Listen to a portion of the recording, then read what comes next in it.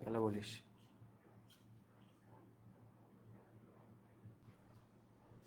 আসসালামু আলাইকুম প্রিয় শিক্ষার্থীরা, তোমাদের ঢাকা বিশ্ববিদ্যালয় স্পেশাল ফ্রি ক্লাসে তোমাদের সবাইকে স্বাগতম।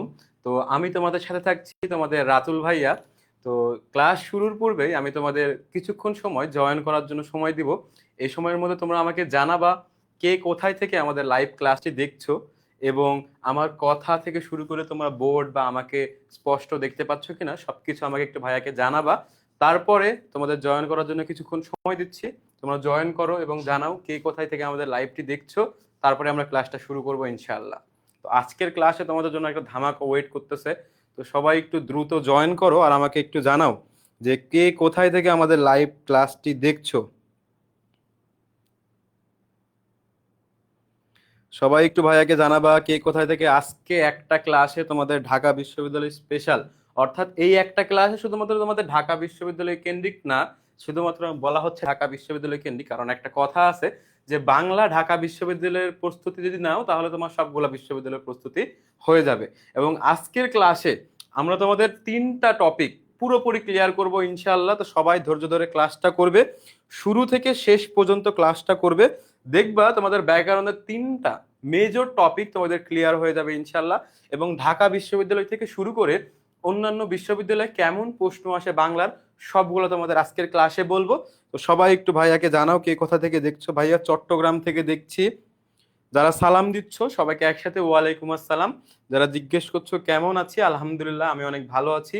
তোমরা কেমন আছো? হ্যাঁ ভাইয়া, সবকিছু ঠিকঠাক, অল ক্লিয়ার। বগুড়া থেকে দেখছি ভাইয়া, গাজীপুর থেকে দেখছি, সবাই একটু পটুয়াখালী থেকে দেখছি ভাইয়া।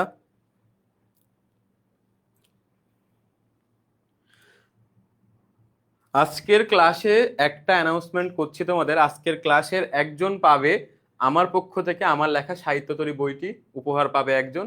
সর্বোচ্চ কমেন্টের ভিত্তিতে বা সর্বোচ্চ যে উত্তর দিবে ভালোভাবে, আজকের এমসিকিউ সলভ হবে বা ক্লাসে সব থেকে যে বেশি অ্যাক্টিভ এটার উপর নির্ভর করে একজন পাবে সাহিত্যতরী বইটি উপহার। তো কে হইতে পারে সে ভাগ্যবান বা ভাগ্যবতী? তো তোমরা সবাই ক্লাসটি মনোযোগ সহকারে করো। আলহামদুলিল্লাহ আমি অনেক ভালো আছি। রংপুর থেকে দেখছি ভাইয়া, চাঁপাইনবাবগঞ্জ থেকে দেখছি। মোটামুটি বাংলাদেশের সবগুলা জায়গা থেকে আমাদের ক্লাসটা দেখছে। পিরোজপুর থেকে দেখছি, 64টা জেলার থেকে হয়তো আমাদের ক্লাসটা দেখছে। জামালপুর থেকে দেখছি ভাইয়া, গোপালগঞ্জ থেকে দেখছি। আবারও যারা সালাম দিচ্ছ ওয়ালাইকুম আসসালাম। তোমাদের কি অবস্থা, পড়াশোনার কি অবস্থা? পড়াশোনা তো হচ্ছে। হ্যাঁ, পড়াশোনা বাদ দিয়ে সবকিছুই হচ্ছে। তো সবকিছু কি দুনিয়ার নিয়ম অনুসারেই হবে, তাই না? তো এর মধ্যে তোমাদের পড়াশোনা যেটা তোমাদের মেজর কাজ, এটা বাদ দিয়ে তো তোমাদের আর কোনো কাজ নাই, তাই না? তো এইটা একটু ভালোভাবে করবা, কারণ তোমাদের এইটা থেকে কি অনেক বেনিফিট আছে। কি দিন শেষে একটা পাবলিক বিশ্ববিদ্যালয় পাবা, স্বপ্নের বিশ্ববিদ্যালয় পাবা এখান থেকে। ময়মনসিংহ মুক্তকাছা থেকে দেখছি, রাজবাড়ী থেকে। তো আজকের ক্লাসটা সবাই ধৈর্য ধরে করো ইনশাআল্লাহ, তোমাদের বেস্ট একটা ক্লাস উপহার দিতে যাচ্ছি। ঠিক আছে, আমি আমার পক্ষ থেকে সর্বোচ্চ চেষ্টা করব। ঠিক আছে, আমরা সবাই জয়েন করার জন্য যে সময় দিয়েছিলাম সময়টা শেষ হয়েছে, আমরা ক্লাসটা শুরু করব। ওকে, তো দেখি ফ্রি ক্লাসে আমরা যেটা যেটা পাচ্ছি বা কি পাচ্ছি। তো শুরুতে আমরা সবগুলা ভার্সিটির প্রশ্ন অ্যানালাইসিস করব, শুরুতে ঢাকা ভার্সিটির প্রশ্ন অ্যানালাইসিস করব। তো আমরা দেখি ঢাকা ভার্সিটির প্রশ্ন অ্যানালাইসিস করতে গিয়ে দেখব যে 2024-25 শিক্ষাবর্ষে ঢাকা বিশ্ববিদ্যালয়ে বাংলা অংশে কোথায় থেকে প্রশ্ন আসছে এবং কেমন প্রশ্ন আসছে। এই ক্লাসটা যারা দেখছো এইটা সুন্দর করে অবশ্যই ঢাকা বিশ্ববিদ্যালয়ে যারা প্রস্তুতি নিবা তারা অবশ্যই নোট করে রাখবা বা এখান থেকে স্ক্রিনশটও নিতে পারো। ওকে, একটু দেখি গদ্য অংশ থেকে প্রশ্ন আসছে কয়টা। টোটাল 6টা প্রশ্ন আসছে।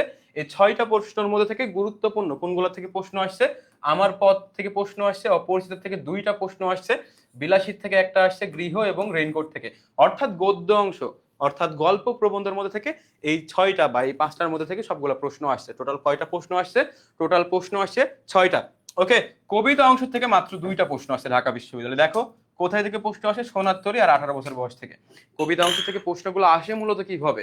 কবিতা অংশ থেকে প্রশ্নগুলো আসে আমাদের কোন কবিতায় কি কিসের কথা উল্লেখ রয়েছে বা কবিতার পরের লাইন কোনটা, এইটা থেকে প্রশ্ন আসে। সহপাঠ থেকে এখান থেকে একটাও আসে নাই 24-25-এ। ব্যাকরণ থেকে আসছে 5টি। ব্যাকরণের জন্য কোন টপিকগুলো গুরুত্বপূর্ণ একটু দেখো। পদ প্রকরণ থেকে আসছে 2টা।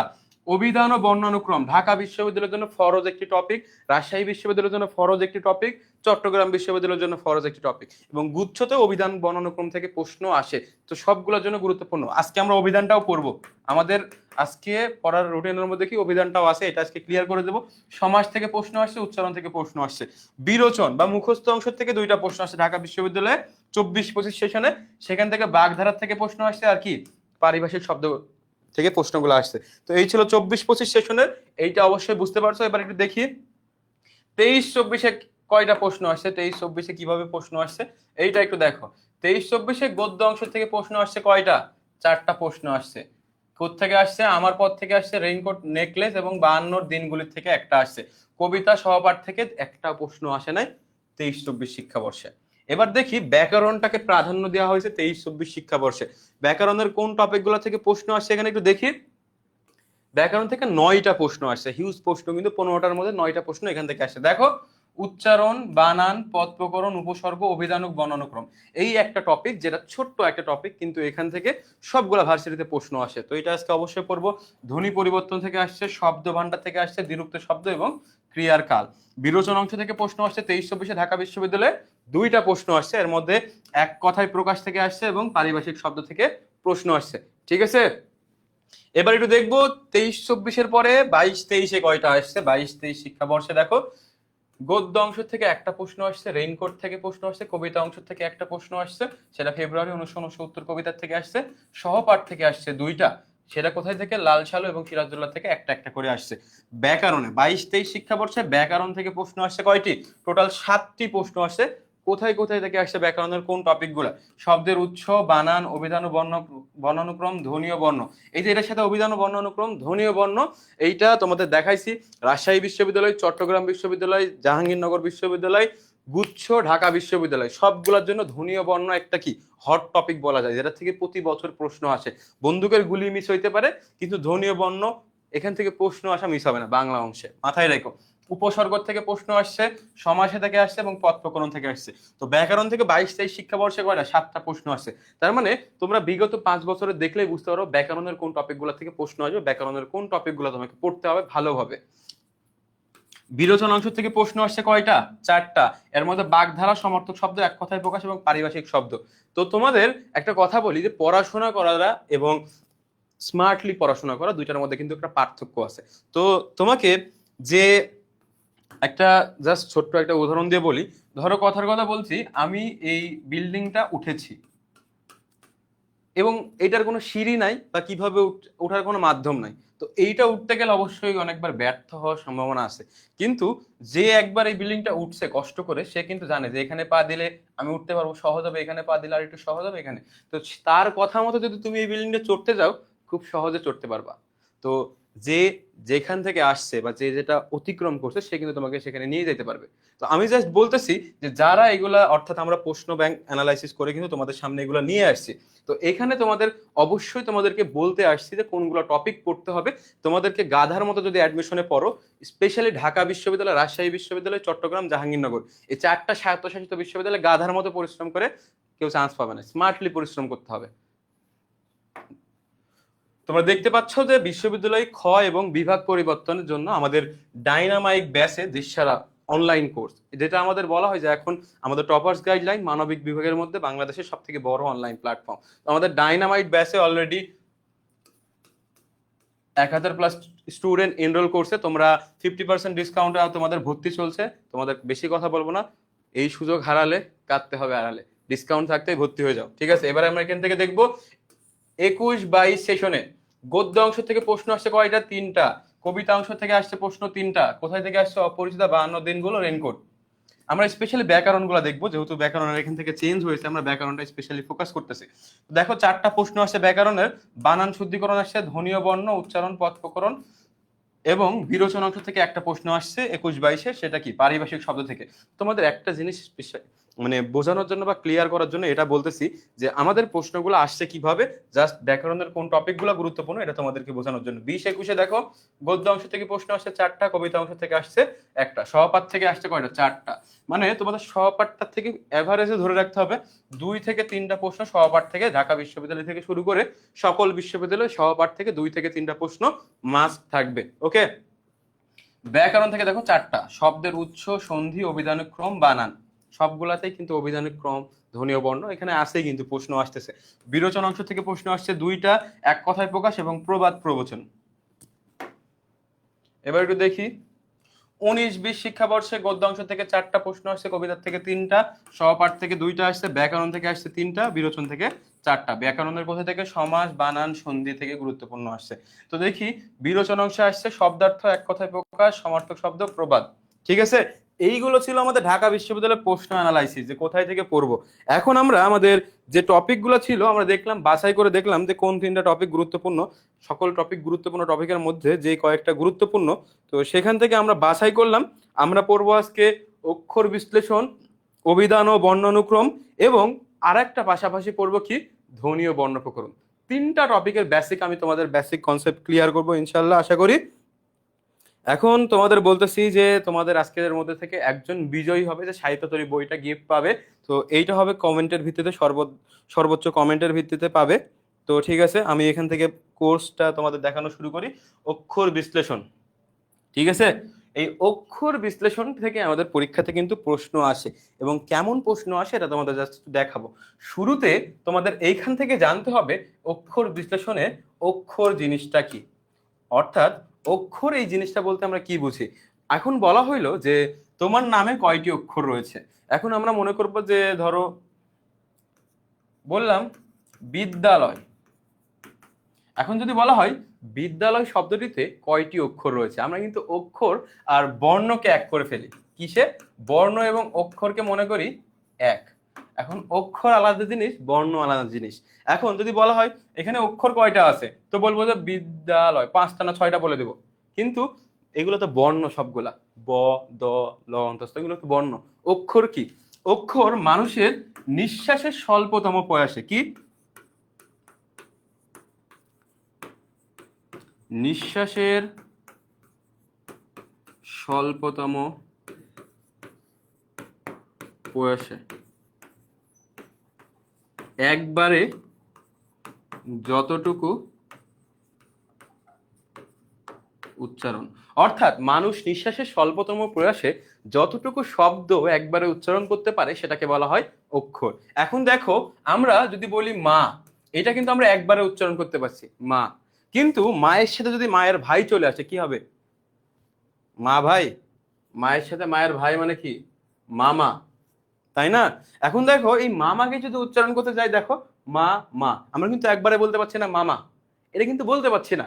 তার মানে বুঝতে হবে মা এক অক্ষর, এখানে মামা শব্দটিতে কয়টি অক্ষর রয়েছে? 2টা।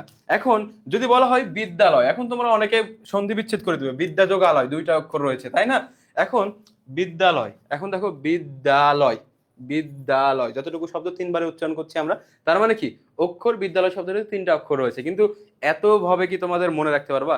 অনেকেই ধরো বড় করে টান দেয়, 2 আলিফ টানে পড়ে, ধরো বললো বিদ্যালয়, 2টা হয়ে গেল। তো এই আলিফের টান, এই বড় সুর করে বলা, এইগুলোর মধ্যে যাতে ঝামেলা না হয় এই জন্য তোমাদের একটু অক্ষর বিশ্লেষণটা একটু দেখাই। আমরা মাথায় রাখবো কিভাবে অক্ষর বিশ্লেষণ। এখন সব থেকে বেশি আমরা যেটা কাজ করি, যে কাজটা করি সেটা হলো কি, একে অপরের সাথে টেক্সট করি। তো আমাকে অনেক স্টুডেন্টরা মেসেজ দেয় বা এইরকম লেখে, ভিয়া কি কারসান। তো এইরকম ভাবে মানে লিখতে গেলে ভাই বাংলা ফিল করে, লেখে ইংলিশে। মানে হয় সে লেখে না কি করছেন, এটা লেখে না, এইটা লেখে না, বা লেখে না হোয়াট আর ইউ ডুইং,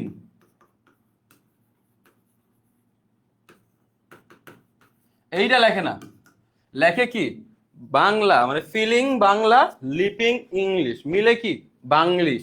এই বাংলিশে লেখে যে ভাইয়া কি করছেন বা কি করছেন, মানে এইরকম টাইপের লেখে।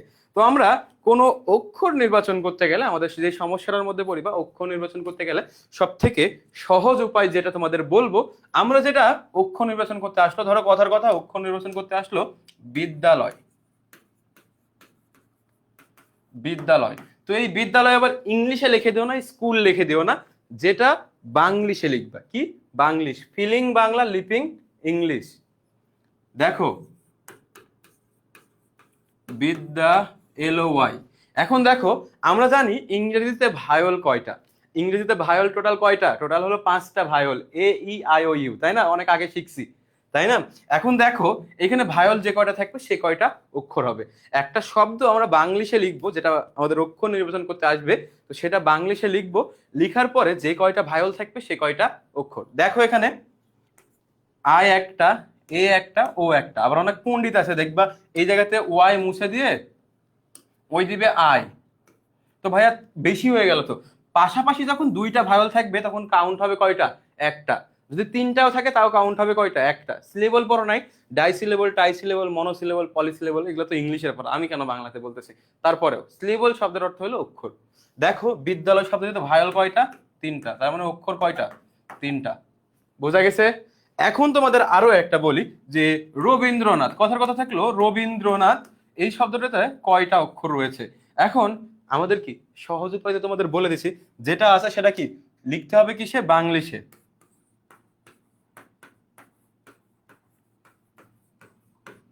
রবীন্দ্রনাথ, দেখো এখানে কয়টা আছে? একটা, দুইটা, তিনটা, চারটা। রবীন্দ্রনাথের ভায়োল কয়টা আছে? চারটা, তার মানে অক্ষর কয়টা?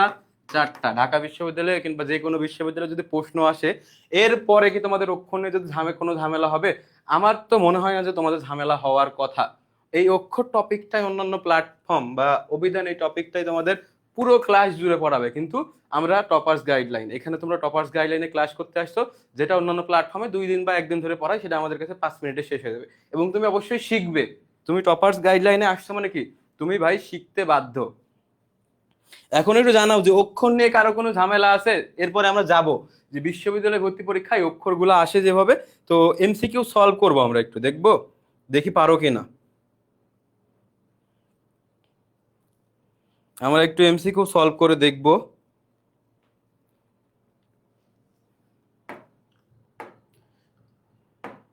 দেখো বিশ্ববিদ্যালয় শব্দটিতে কয়টি অক্ষর রয়েছে?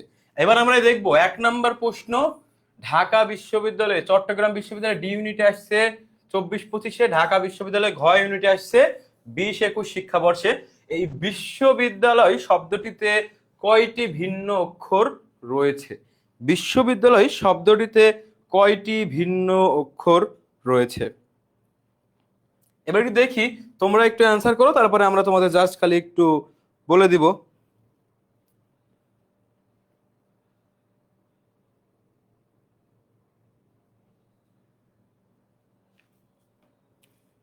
একটু দ্রুত কমেন্ট করো বাচ্চারা।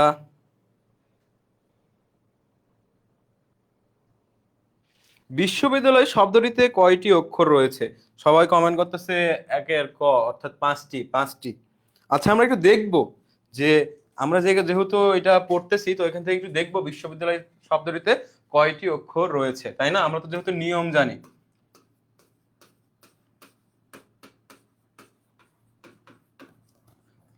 একটা, দুইটা, তিনটা, চারটা, পাঁচটা। তো যারা যারা উত্তর দিয়েছো যে 5টা, তারা তো অবশ্যই খাতা কলমে বের করে, তোমার তো এই জায়গাতে ভুল হওয়ার কোনো চান্স নাই, তুমি তো ম্যাথের মতো নিয়ম দেখে রাখছো, তাই না? তো দেখো এখানে অক্ষর বের করতে তোমার কিন্তু 2 মিনিট বা 1 মিনিটও 30 সেকেন্ডও সময় লাগবে না। তো উত্তর কোনটা? 5টা। ব্যাকরণ যেহেতু শিখবো, ম্যাথের মতো করে হাতে কলমে শিখবো, ঠিক আছে? 5টা, 5টা, ওকে, তোমাদের ভুল হবে না আমি জানি। 2 নাম্বার, সন্ন্যাসী শব্দে কয়টি অক্ষর রয়েছে? গুচ্ছভুক্ত বিশ্ববিদ্যালয় বি ইউনিটে আসছে কি 24-25 শিক্ষাবর্ষ। দেখো এই অক্ষর থেকে কিন্তু প্রতি বছর সবগুলা ভার্সিটিতে প্রশ্ন আসে, তো একটু তাড়াতাড়ি দ্রুত কমেন্ট করে জানাও কে বলছে 7টি। সন্ন্যাসী, সন্ন্যাসী শব্দে কয়টি অক্ষর রয়েছে? এই প্রশ্নটা আসছে কোথায়? গুচ্ছভুক্ত বিশ্ববিদ্যালয়ের বি ইউনিটে মানবিক বিভাগে আসছে 24-25 শিক্ষাবর্ষে। আমার মনে হয় না যেটা তোমাদের 30 সেকেন্ডের বেশি সময় লাগবে অ্যান্সার ভাবতে।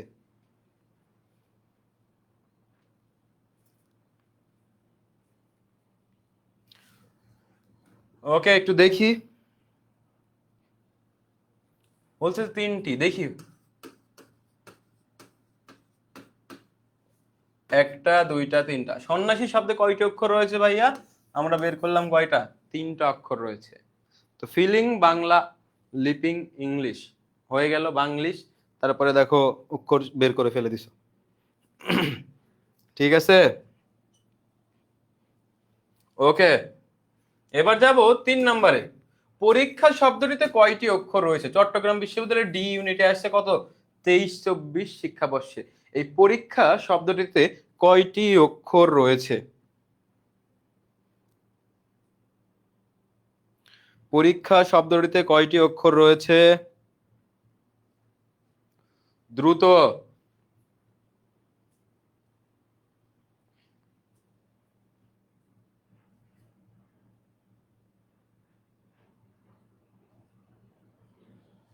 একটু দেখি। পরীক্ষা, PORR, একটা, দুইটা, তিনটা। তার মানে সঠিক উত্তর কোনটা? তিনটা। তো তিনের অ্যান্সার কি? তিন। মানে পরীক্ষা শব্দটিতে কয়টি অক্ষর রয়েছে? তিনটা। দেখো বিশ্ববিদ্যালয়ের প্রশ্নগুলো এরকমই আসে। তো তোমরা যেভাবে শিখছো তোমাদের কি আর ভুল হবে? তারপরেও আমরা প্র্যাকটিস করব। অনুবীক্ষণ শব্দটিতে কয়টি অক্ষর রয়েছে? গুচ্ছভুক্ত বিশ্ববিদ্যালয় খ ইউনিটে 23-24 আসছে। অনুবীক্ষণ শব্দটিতে কয়টি অক্ষর রয়েছে এটা একটু দেখো।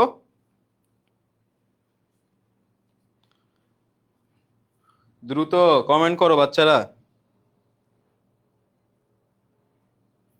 4 নাম্বার।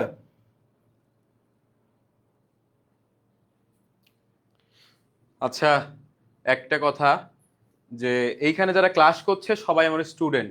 কেউ যদি ভুল করে সেইটা নিয়ে কিন্তু কারো মজা নেওয়ার বা কোনো কথা বলার অধিকার কিন্তু তোমাদের কারো নেই, বুঝছো?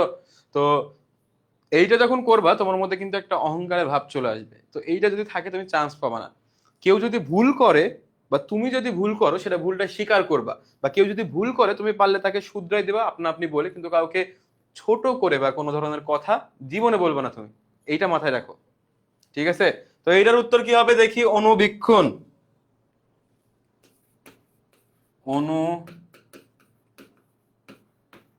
অনুবীক্ষণ, একটা, দুইটা, তিনটা, চারটা। অনুবীক্ষণে কয়টা অক্ষর রয়েছে? চারটা। অনুবীক্ষণে কয়টা অক্ষর রয়েছে? চারটা। 5 নাম্বার। এইটা দেখো, যে অক্ষরের শেষে স্বরধ্বনি উচ্চারণ হয় তাকে কি বলে? এইটা কিন্তু অনেকবার আসা প্রশ্ন, ঢাকা বিশ্ববিদ্যালয়ের গ ইউনিটে আসছে 17-18 সেশনে, মানে অনেক আগে আসছে। এইটা দেখো, অনুবীক্ষণে কয়টা অক্ষর রয়েছে এইটা একটু ভালোভাবে দেখো।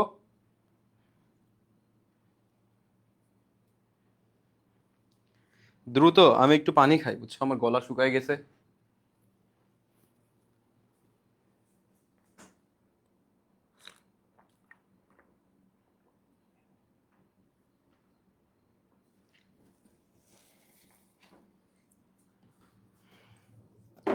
ওকে, অ্যান্সার করো 5 নাম্বার। 5 নাম্বার অ্যান্সার করো। সবাই বলতেছে। আমরা জানি স্বরধ্বনি। স্বর মানে কি? মুক্ত। স্বর মানে মুক্ত। অর্থাৎ যখন বলি যে, ধরো কথা বললাম বলি, এই শব্দটা শেষে কি? এই স্বর, স্বর অর্থাৎ কি? রস্বই আছে। কি আছে? রস্বই। তো এটাকে আমরা কি বলতে পারি?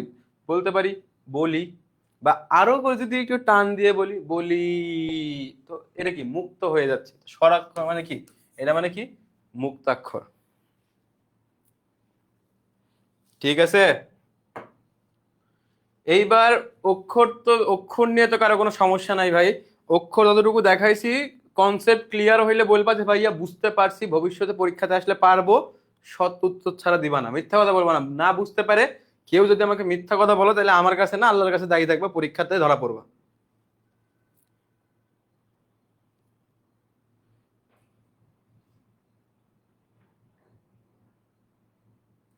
একজন বলছে ভাইয়া অনুবীক্ষণটা আবার বলেন। দেখো, অনুবীক্ষণ, অনুবীক্ষণে কয়টা? একটা, দুইটা, তিনটা, চারটা। অনুবীক্ষণে আসবে কি, অনুবীক্ষণটা বাংলিশে লিখলে অক্ষর আসে কয়টা, চারটা। এখন আমাকে একটু কমেন্ট করে জানাবা বুঝতে পারছো কিনা এই অক্ষর এই টপিকটা, সবাই বুঝতে পারছো কিনা এটা একটু আমাকে জানাবা, বুঝতে না পারলেও আমাকে জানাবা। ক্লিয়ার হইলে বলবা ইনশাল্লাহ পারবো ভাইয়া। তো এই ইনশাল্লাহ এই কথাটা কিন্তু অনেক জোর, তো মনের মধ্যে রাখ, যদি বলো তাহলে সাহস পাবা।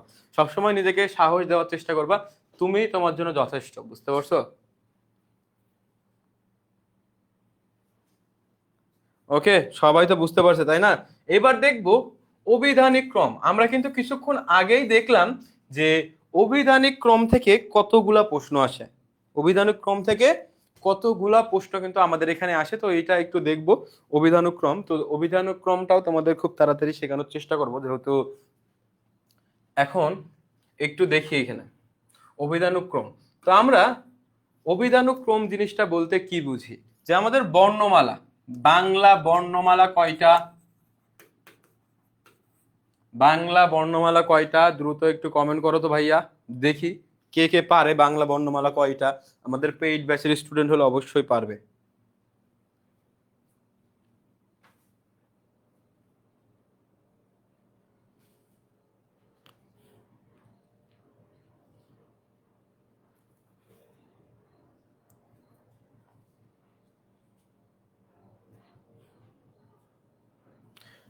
বাংলা বর্ণমালা কয়টা, মোট বর্ণ কয়টা,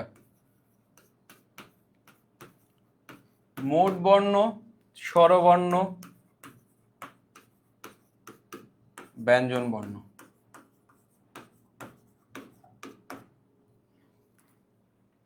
সবার আগে সুমাইয়া ইয়াসমিন সাথী, সে বলছে বর্ণমালা একটা। জ্যোতি দাস সে বলছে 50টা, একটা। তো যারা বলছে একটা তারা হয়তো পেইড ব্যাচের আমাদের। একটি বর্ণমালা কয়টি, একটি। ঢাকা বিশ্ববিদ্যালয়ের প্রশ্নগুলো এরকমই আসে, বর্ণমালা একটি, আজীবন শিখে আসলাম 50টি। ভাই তুমি যেটা শিখে আসছো মোট বর্ণ, মোট বর্ণ হলো কয়টি, 50টি বা 49টি। এইটা নিয়ে একটা তারতম্য রয়েছে, এর মধ্যে স্বরবর্ণ হইলো 11টি, ব্যঞ্জন বর্ণ হইলো কয়টি, 39টি। স্বরবর্ণ হলো কয়টি, 11টি, ব্যঞ্জন বর্ণ 39টি। টোটাল কয়টা হইলো, 11 39-এ কয়টা হলো, 49 বা 50।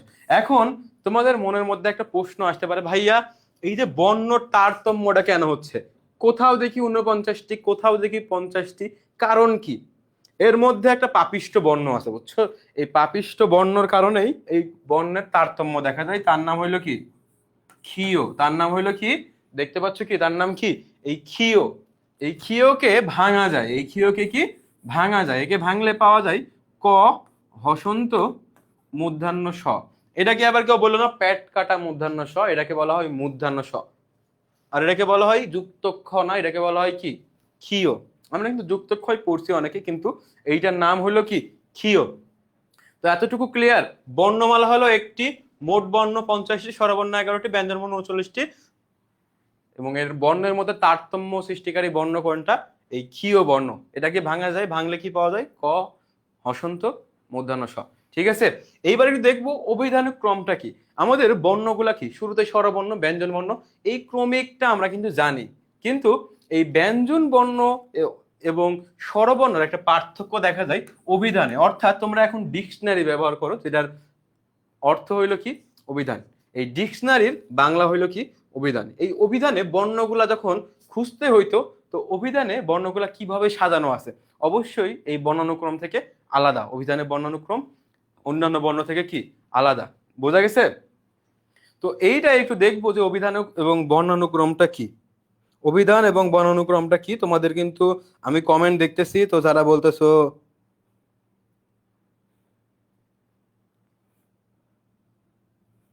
যে ভাইয়া শিখছি এটা,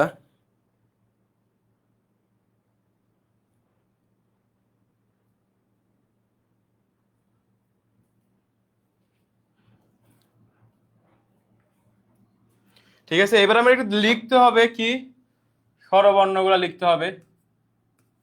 অ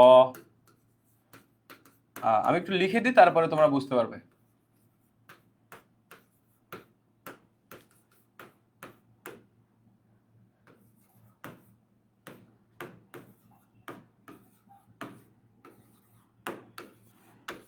এই দেখো টোটাল 11টা হইলো কি স্বরবর্ণ।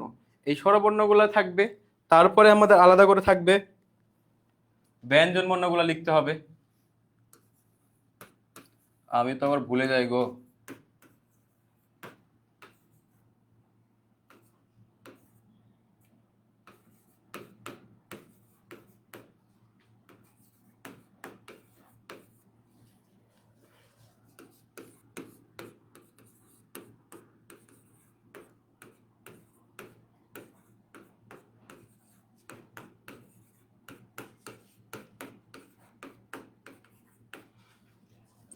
ঠিক আছে, প, ফ, ব, ভ। এখন মনে হইতে পারে রাতুল ভাই কি পাগলা হয়ে গেল নাকি, সে আমাদের কি ক খ পড়াচ্ছে, কে কি কমেন্ট করতেছে ভাই, আবার কি নতুন করে শিখবো নাকি? অন্তস্থ জ, র, ল, একটু দেখো যদি ভুল টুল হয় তাহলে ধরাই দিও। তালব্য স,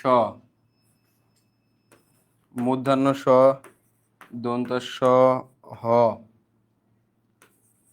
ডয় বিন্দু র, ঢয় বিন্দু র, অন্তস্থ অ। এবার একটু দেখি খণ্ডত্ব। ও, এটা হবে খণ্ডত্ব, অনুস্বর, বিসর্গ, চন্দ্রবিন্দু। ঠিক আছে, এই দেখো তোমাদের জন্য লিখে রাখলাম কি, এই যে ক খ যেটা তোমরা পড়তে আসছো এটা, তো এইটা দেখো এটা হলো আমাদের বর্ণানুক্রম। এটা কি আমাদের বর্ণানুক্রম।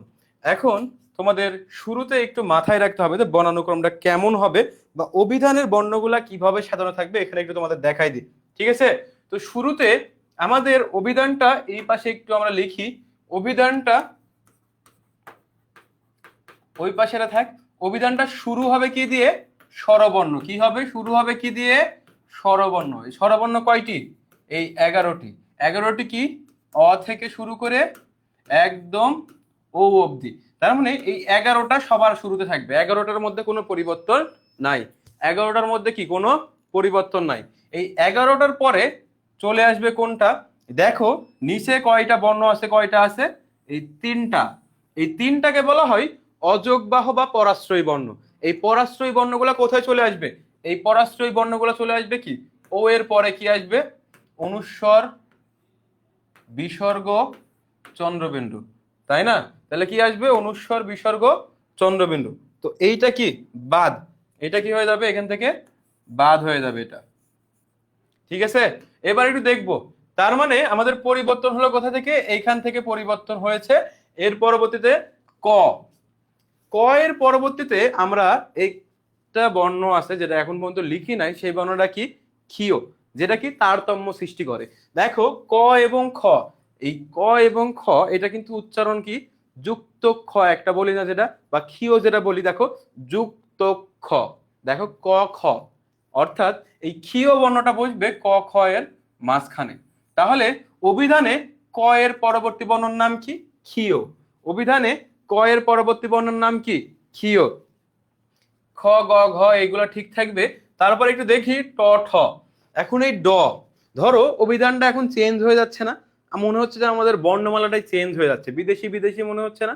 তো ধরো বাইরের দেশে যদি আমরা যাই, তো আমাদের বাংলাদেশি মানুষ খুঁজে পাইলে খুব ভালো লাগে। তো দেখো ধরো এই ড বিদেশে আসছে, এখন ড বলতেছে যে আমার মতো কি কোনো বিদেশে আমার মতো দেখতে বাংলাদেশির মতো কোনো বাংলাদেশি মানুষ নাই? তখন এই ড এ শূন্য র বলতেছে হ্যাঁ আমি তো আসি ভাই। তো বলতেছে তুমি এখানে আসো, তার মানে তুমি আমার কাছাকাছি চলে আসো। তার মানে ড এর মতো দেখতে কে আছে? এই ড এ শূন্য র, এরা আত্মীয় হয়ে গেছে। এখন ড এর সাথে বিদেশে আসছে কে?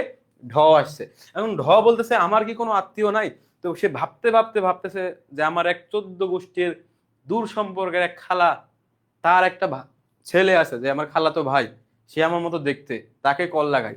তো ঢ বলতেছে কি এই আমি তো আছি। তো ঢ এর মতো দেখতে, এই ঢ এর শূন্য র চলে গেল কি ঢ এর পরে। এই ঢ এর শূন্য র চলে গেল কি ঢ এর পরে। তারপর একটু দেখো এই ত, ত বলতেছে আমার তো কোনো আত্মীয় স্বজন নাই, তো আমি কি করব, আমারও তো কারো দরকার। তো টয় আবার ধরো প্রতিবন্ধী টাইপের ছিল, ধরো সে ভাবতেছে আমার মতো বাংলাদেশে কোনো প্রতিবন্ধী পাইলে হলো। তো দেখো এই তয়ের মতো উচ্চারণ হয় কে? এই খণ্ডত্ব। এটাকে কি বলা হয়? খণ্ডত্ব। তো ত এর পরে ডাকে নিল কি এই খণ্ডত্ব হইলো চলে যাবে কার পরে, ত এর পরে, এইদিকে চেঞ্জ নাই।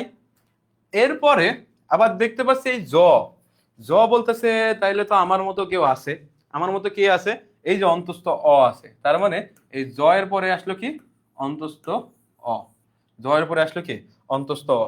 তাইলে এখান থেকে খণ্ডত্ব বাদ চলে গেছে, তাহলে এখান থেকে চলে গেছে এইটা। তো অভিধানের শুরুর বর্ণ কি, একটু খেয়াল করে দেখো, অভিধানের শুরুর বর্ণ কি, এইখানে পরিবর্তন হয়েছে, এইখানে পরিবর্তন হয়েছে, পরিবর্তন হয়ে এটা কি, ও, ও, ও এর পরে আমরা কি পরিবর্তন করছিলাম, এইখানে অযোগবাহ বা পরাশ্রয়ী যে তিনটা ছিল, এই তিনটা চলে আসলো কি, ক এর আগে, অর্থাৎ অনুস্বর, বিসর্গ, চন্দ্রবিন্দু, এই তিনটা থাকবে কি ক এর আগে। তো অভিধানের পরিবর্তনগুলো একটু দেখো, এখন আমাদের বুঝতে তো পারছো কোথায়, দেখো অভিধানের প্রথম বর্ণ কি, স্বরীয়, পরিবর্তন নাই। কিন্তু যদি পরীক্ষাতে প্রশ্ন আসে অভিধানে কয়ের পূর্বের বর্ণ কি, অভিধানের কয়ের পূর্বের বর্ণ কি দেখতে পাচ্ছ এখানে, কয়ের পূর্বের বর্ণ কি এখানে, এই চন্দ্রবিন্দু। যদি পরীক্ষাতে প্রশ্ন আসে অভিধানে ও এর পরবর্তী বর্ণ কি, অনুস্বর, অভিধানে ও এর পরবর্তী বর্ণ কি, অনুস্বর।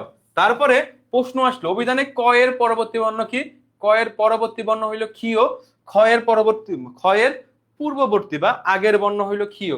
এদিকে কোনো পরিবর্তন নাই, পরিবর্তন কার কাছে আসলো, এই ড এর কাছে। ড এর পরবর্তী বর্ণ কি, ডয় শূন্য র, ঢ এর পরবর্তী বর্ণ কি, ঢয় শূন্য র, এইদিকে পরিবর্তন নাই। ত এর পরবর্তী বর্ণ কি, খণ্ডত্ব, মানে কাছাকাছি তাদের মতো। তারপরে দেখো থ বা দ, ধ এর পরিবর্তন, তো এইদিকে পাচ্ছি না। অন্তস্থ জ এর পরবর্তী বর্ণ কি, অন্তস্থ অ। তো অভিধানের শেষ বর্ণ কি, অভিধানের শেষ বর্ণ হইল কি, হ, শুরুর বর্ণ হইল অন্তস্থ অ। এক মিনিট।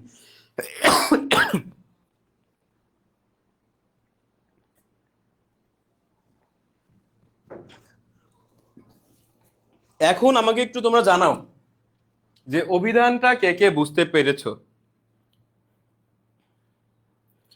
অভিধানটা কে কে বুঝতে পারছো আমাকে একটু কমেন্ট করে জানাও।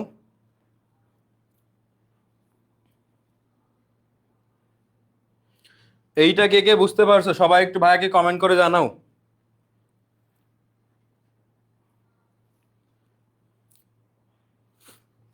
অভিধানের এখান থেকে কে কে বুঝতে পারছো সবাই একটু আমাকে কমেন্ট করে জানাও যে ভাইয়া বুঝতে পারছি।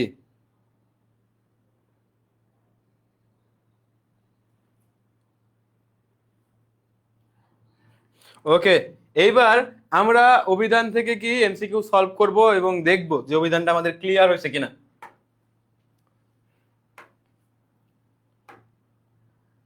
তো আবারও তোমরা যারা ক্লাসটা দেখছো এখন অব্দি, যারা আমাদের ডাইনামাইট ব্যাচে ভর্তি হও নাই, ডিসকাউন্ট থাকতেই ভর্তি হয়ে যাও।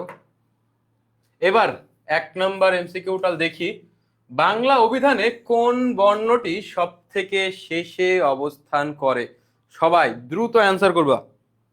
1 নম্বর, তোমরা যদি এটা না পারো, তোমাদের কিন্তু এত সুন্দর হাতে কলমে দেখাই দিলাম, অন্যান্য প্ল্যাটফর্মে দেয়া দেখবা যে 1.5 ঘন্টা 2 ঘন্টা ধরে অভিধানই পড়াবে, কিন্তু কিছু বুঝতে পারবে না। কিন্তু অভিধানটা 5 মিনিটে তোমাদের দেখাইলাম, এবার একটু এমসিকিউ সলভ করো দেখি 5 মিনিটে বুঝতে পারছো কিনা, এটা একটু দেখি, পরীক্ষা করে দেখি।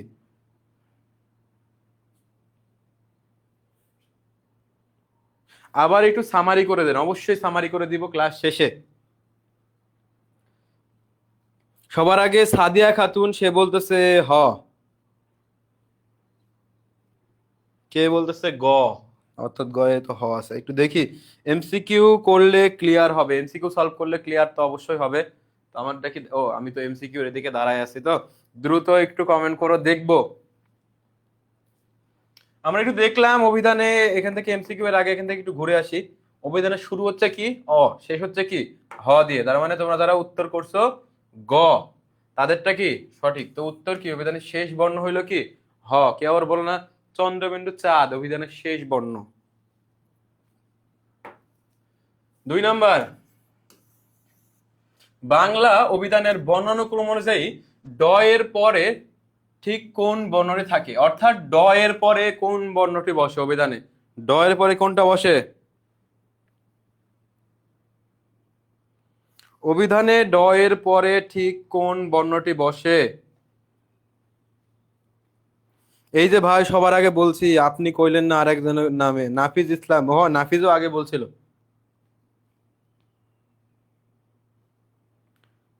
আগে বললেও কমেন্ট পিছনে পড়ে থাকে, কি করব, নেট দুর্বল নাকি তোমার, না আমার ফোনে সমস্যা?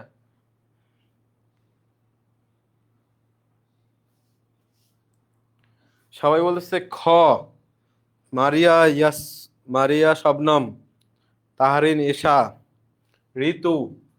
অভিধানে ড এর পরে কোনটা বসে? আমি বললাম বিদেশে যেহেতু আসছে, ড, ড এর মতো দেখতে আরেকজনকে ডেকে নিবে। ড এর মতো দেখতে কে? ড এর মতো দেখতে হইলো ড এ শূন্য র। ড এর মতো দেখতে কি? ড এ শূন্য র। তাহলে উত্তর কোনটা হচ্ছে? ড এ শূন্য র, খ। উত্তর কোনটা? খ। এখানে কিন্তু ব্যাকরণের প্রত্যেকটা অভিধান তোমাদের বুঝে অ্যান্সার করা লাগবে, ম্যাথের মতো কিছুটা। ঠিক আছে। বাংলা অভিধানে ড এবং ঢ এর মাঝখানে কোনটা বসে? আবার একই চট্টগ্রাম বিশ্ববিদ্যালয়ে আসা প্রশ্ন। এইটার উত্তর করো, 3 নম্বরের অ্যান্সার করো তো। ড এবং ঢ এর মাঝখানে কোনটা বসে? জারিন হিমু, সে খুব ভালো অ্যান্সার করছে, কিন্তু চোখে পড়ছে না। অনুশ্রী সরকার। ভাইয়া আমার একটা কমেন্টও পড়লেন না, এই যে তোমার একটা কমেন্ট পড়ে ফেলছি।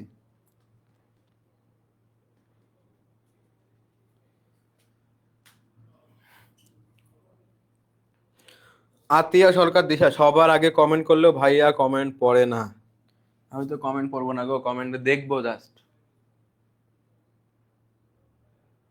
একজন বলছে, এই দাঁড়াও, একজন প্রশ্ন করছে, স্যার ব এর পরে র হইল না কেন? আসলেই তো, ব এর পরে র হইল না কেন? এখন পৃথিবীতে সবাই সবার সঙ্গী খুঁজে পায়, কিন্তু কিছু মানুষ পায় না। এরকম আছে না? চিরকুমার, রুবেল ভাইয়া, ও সরি, সেটা আমার টিচার। তো ধরো এইরকম ব হইলো, তার জন্য যে তৈরি হয়েছে, বা তার জোড়া তার সাথে দেখা হওয়ার আগেই মরে গেছে, এইরকম টাইপের। যে ধরো চিরকুমার থেকে গেছে, তার বিয়ে হয় না, এরকম টাইপের। বুঝছো? ব এর পরে যে র আছে, এর সাথে ওর দেখাই হয় নাই। ধরো ই আছে বাংলাদেশে, উই আছে ধরো ওইদিকে উগান্ডার মধ্যে আছে, তো এই জন্য খুঁজে পাই নাই। এই জন্য অভিধানে ব এর পরে র আসে নাই, কারণ ওই যে দেখাই হয় নাই, খুঁজেই পাই নাই। বুঝছো?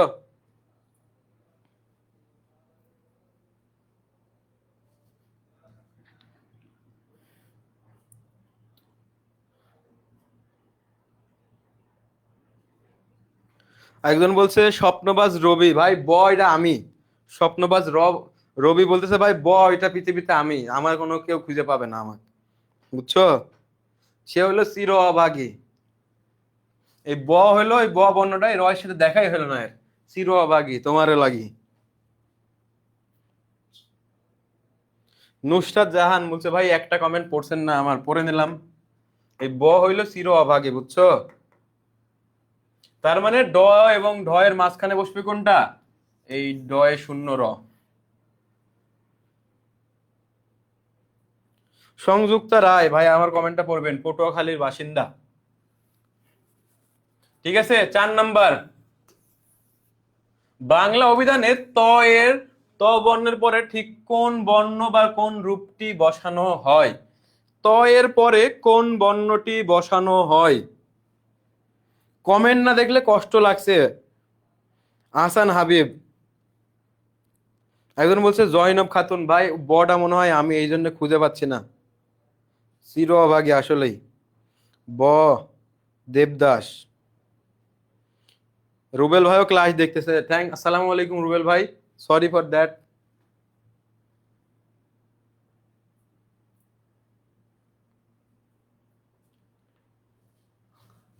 তো এটা অ্যান্সার করো, 4 নাম্বার অ্যান্সার করো। বাংলা অভিধানে ত ত বর্ণের পরে ঠিক কোন বর্ণটি বসে?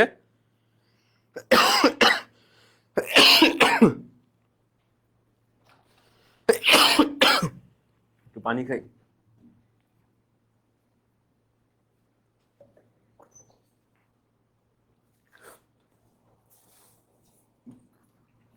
মল্লিকা রায়, ত এর পরে বসে কি? খণ্ডত্ব। সংযুক্তা রায়, সিমরান নাহার। যারা চারের উত্তর বলতেছো গ, আমরা কি দেখলাম অভিধানে ত তার কাছাকাছি একজনকে ডেকে নিয়েছিল, তার নাম কি? খণ্ডত্ব। ত তার কাছাকাছি একজনকে ডেকে নিয়েছিল, তার নাম কি? খণ্ডত্ব। বোঝা গেছে? তো রুবেল ভাই আসলে দেখছে। আসসালামু আলাইকুম রুবেল ভাই, আপনাকে আমি চির অভাগী বলি নাই। 5 নাম্বার, অভিধানে জ বর্ণের পরে ঠিক কোন বর্ণটি বসে? অন্তত জ এর পরে কি বসে? একজন বলছে ভাইয়া 3 নাম্বারটা বুঝতে পারি নাই। ড এবং ঢ এর মাঝখানে কোন বর্ণটি বসে? ওকে, একটু দেখা এখানে দেখো, এইটা হইলো ড, এইটা হইলো ঢ। তো ড এর কাছাকাছি কি? ড এ শূন্য র। তো ড এবং ঢ এ শূন্য র এর, ড এবং ঢ এর মাঝখানে কি বসবে? ড এ শূন্য র। ঠিক আছে, আশা করি বুঝতে পারছো। 5 নাম্বারটা অ্যান্সার করো।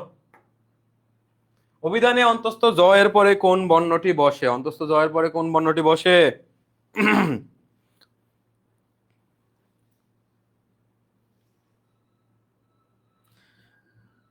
আফজল, সে বলতেছে অন্তস্থ। সৃষ্টি, মাফিয়া। আরে সর্বনাশ, নামই তো মাফিয়া গো, তোমার তো কমেন্ট দেখতে তো ভয় লাগছে। তো যারা উত্তর করছো অন্তস্থ অ, তাদেরটা কি সঠিক? বুঝতে পারছো? আশা করি অভিধান নিয়ে তোমাদের কোনো সমস্যা হবে না। তো এক একটা কি, এই অভিধান পারবো না এই কথাটা যেন তোমার অভিধানে না থাকে। তোমাদের ডায়লগ, একটা কমন ডায়লগ কি, যে না শব্দটা আমার অভিধানে নাই। তো এরকম থাকে যে অভিধান টপিকটা নিয়ে সমস্যা হবে, এইটা যেন তোমাদের অভিধানে না থাকে। ঠিক আছে? ও আরেকটা আছে, কোন ধ্বনির উপরে কোন ধ্বনির উপরে চন্দ্রবিন্দু বসালে উচ্চারণ অনুনাসিক সানুনাসিক হয়? ঢাকা বিশ্ববিদ্যালয়ে খ ইউনিটে আসছে। ওকে, ধ্বনি বর্ণের প্রশ্নটা ধ্বনি বর্ণ টপিকের মধ্যে দেখবো। এইবার আমরা পড়বো কি, ধ্বনি ও বর্ণ। এখানে হওয়া উচিত ছিল ধ্বনি ও গরিব। কি ধ্বনি ও গরিব হওয়ার কথা ছিল? তাই নাকি? ধ্বনি ও গরিব হওয়ার কথা ছিল নাকি? ভাইয়া আমি পেইড ব্যাচের টিচার।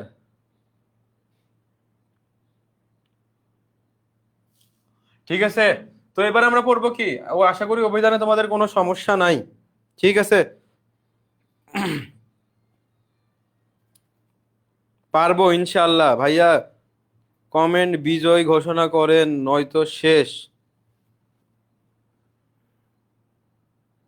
ধনী ও বর্ণ। ওকে, তো আবার ভাই বোনা ধনী ও গরিব, এই ধনী সেই ধনী না। বুঝতে পারছো?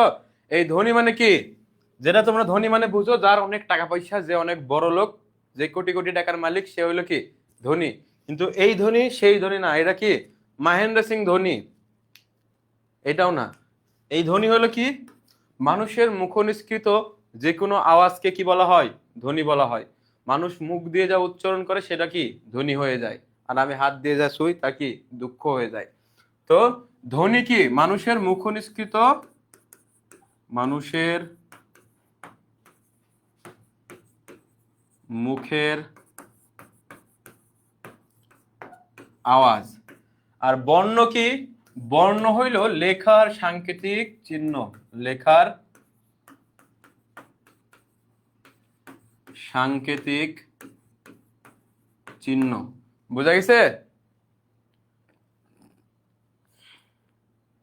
ঠিক আছে, বর্ণ হইল কি লেখার সাংকেতিক চিহ্ন, আর ধ্বনি কি মানুষের মুখের উচ্চারণ, মানুষের মুখনিসৃত উচ্চারিত শব্দকে বা আওয়াজকে বলা হয় কি ধ্বনি।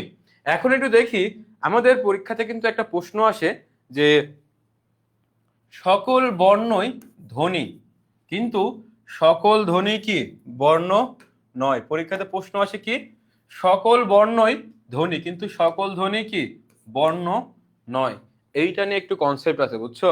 এখন আমি ধরো কাউকে বললাম যে এই বলো তো স্বরবর্ণ শুরু হয় কি দিয়ে? সে বলল ভাইয়া অ। বললাম তার পরের বর্ণ কি? সে বলল ভাইয়া আ। এখন আবার বলছি যে তারপরে বর্ণ কি, সে শুনতে পাই নাই। সচরাচর যদি কোনো কথা শুনতে না পাই তখন আমরা কি বলি? এ, এটাই তো বলি, তাই না? তো তো যেহেতু বলছে আমি এটাই লিখে ফেলতেছি, কারণ আমি সেই টিচার যে ঝড় বৃষ্টির দিনেও পড়াতে চলে আসি আর সবকিছু কি সিরিয়াসলি নিই। তারপরে ঠিক আছে, এখন বললাম এই তুমি আর একজন বলো, ব্যঞ্জন বর্ণ শুরু হয় কি দিয়ে? ব্যঞ্জন বর্ণ শুরু হয় ভাইয়া ক দিয়ে। তো ক এর পরবর্তী বর্ণ কি? ওই তো আবার একটু ঘাওড়া টাইপের স্টুডেন্ট বলছে ভাইয়া কে। একজন তো একটার বেশি প্রশ্ন করা যাবে না, সে কি বলছে? কে। আমি বললাম তুই কি আমাদের পেইড ব্যাচের স্টুডেন্ট? তো ওই বলছে ভাইয়া হ্যাঁ। তাইলে বল ক এর পরবর্তী বর্ণ কি? সে বলতেছে ভাইয়া খ। এখন বর্ণ হইতে হইলে কি তোমাকে বর্ণমালাতে জায়গা পাওয়া লাগবে। এখন টোটাল বর্ণ কয়টা? 50টা।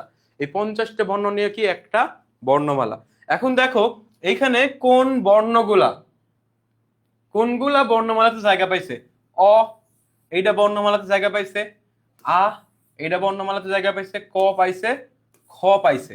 এগুলা কি বর্ণ, আবার এগুলা কি উচ্চারণও করা যায়। এগুলা বর্ণ, এগুলা কিন্তু উচ্চারণও আমরা করতে পারি, যার ফলে বলতে পারি সকল বর্ণই ধ্বনি। এখন সকল বর্ণই আমরা উচ্চারণ করি কথা বলার সময়।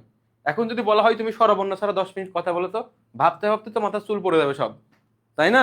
তো সকল বর্ণই ধ্বনি। এখন দেখো সকল ধ্বনি, এই যে এটা কিন্তু একটা ধ্বনি, একটা ধ্বনি, কে একটা ধ্বনি, হ্যাঁ একটা ধ্বনি। তো এইটা কি বর্ণমালার মধ্যে কি এটা জায়গা আছে? বর্ণমালার মধ্যে জায়গা নাই। এই জন্যে তোমরা পরীক্ষাতে যদি প্রশ্ন আসে কি সকল বর্ণই ধ্বনি, কিন্তু সকল ধ্বনি কি বর্ণ না। ক্লিয়ার? এতটুকু কি ক্লিয়ার? এতটুকু যদি ক্লিয়ার হয় তাইলে আমরা ধ্বনি ও বর্ণ টপিকটা পড়া শুরু করব। ঠিক আছে? একজন বলছে সর্বোচ্চ কমেন্টে তা বই পাবে। ওকে, একজন বলছে কে, একজন বলছে হ্যাঁ।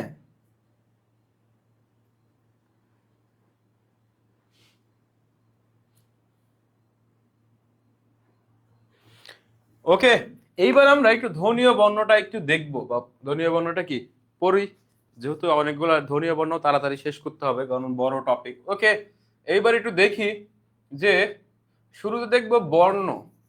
এইখানে দিলাম বর্ণ, এই পাশে দিলাম কি ধ্বনি। তো বর্ণকে যদি ভাঙি তাহলে কি পাবো? স্বরবর্ণ। আর একটা কি পাবো? ব্যঞ্জন বর্ণ। ঠিক আছে, এবার ধ্বনিকে যদি ভাঙি কি পাবো? স্বরধ্বনি। আর একটা কি পাবো? ব্যঞ্জন ধ্বনি। স্বরধ্বনি পাবো, আর এটা কি পাবো? ব্যঞ্জন ধ্বনি পাবো। ঠিক আছে, এখন আমরা সবগুলাতে কি স্বরগুলা দেখবো, ব্যঞ্জনগুলা পরে দেখবো। ব্যঞ্জনগুলা বাদ দিলাম, ব্যঞ্জন বর্ণ ধ্বনি সবই বাদ দিলাম।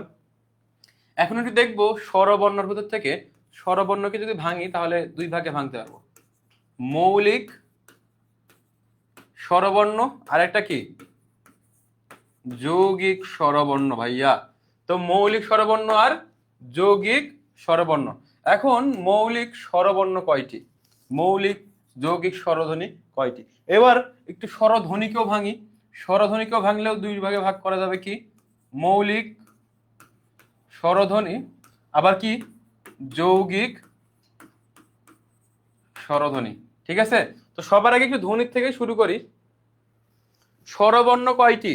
স্বরবর্ণ হইল 11টি, তাই না? 11টির মধ্যে মৌলিক স্বরধ্বনি কয়টি? মৌলিক স্বরধ্বনি হলো 7টি। কয়টি? 7টি। ভালোভাবে মাথায় রাখো, কয়টি? 7টি। মুখস্থ হয়ে যাচ্ছে কিন্তু এখানে। এবার একটু দেখবো মৌলিক স্বরবর্ণগুলা কি কি। এখন স্বরবর্ণের মধ্যে থেকে অ এবং আ। ধরো কোনো বাড়িতে বেড়াইতে, আত্মীয়র বাড়িতে যদি বেড়াইতে যাই তাহলে কি হবে?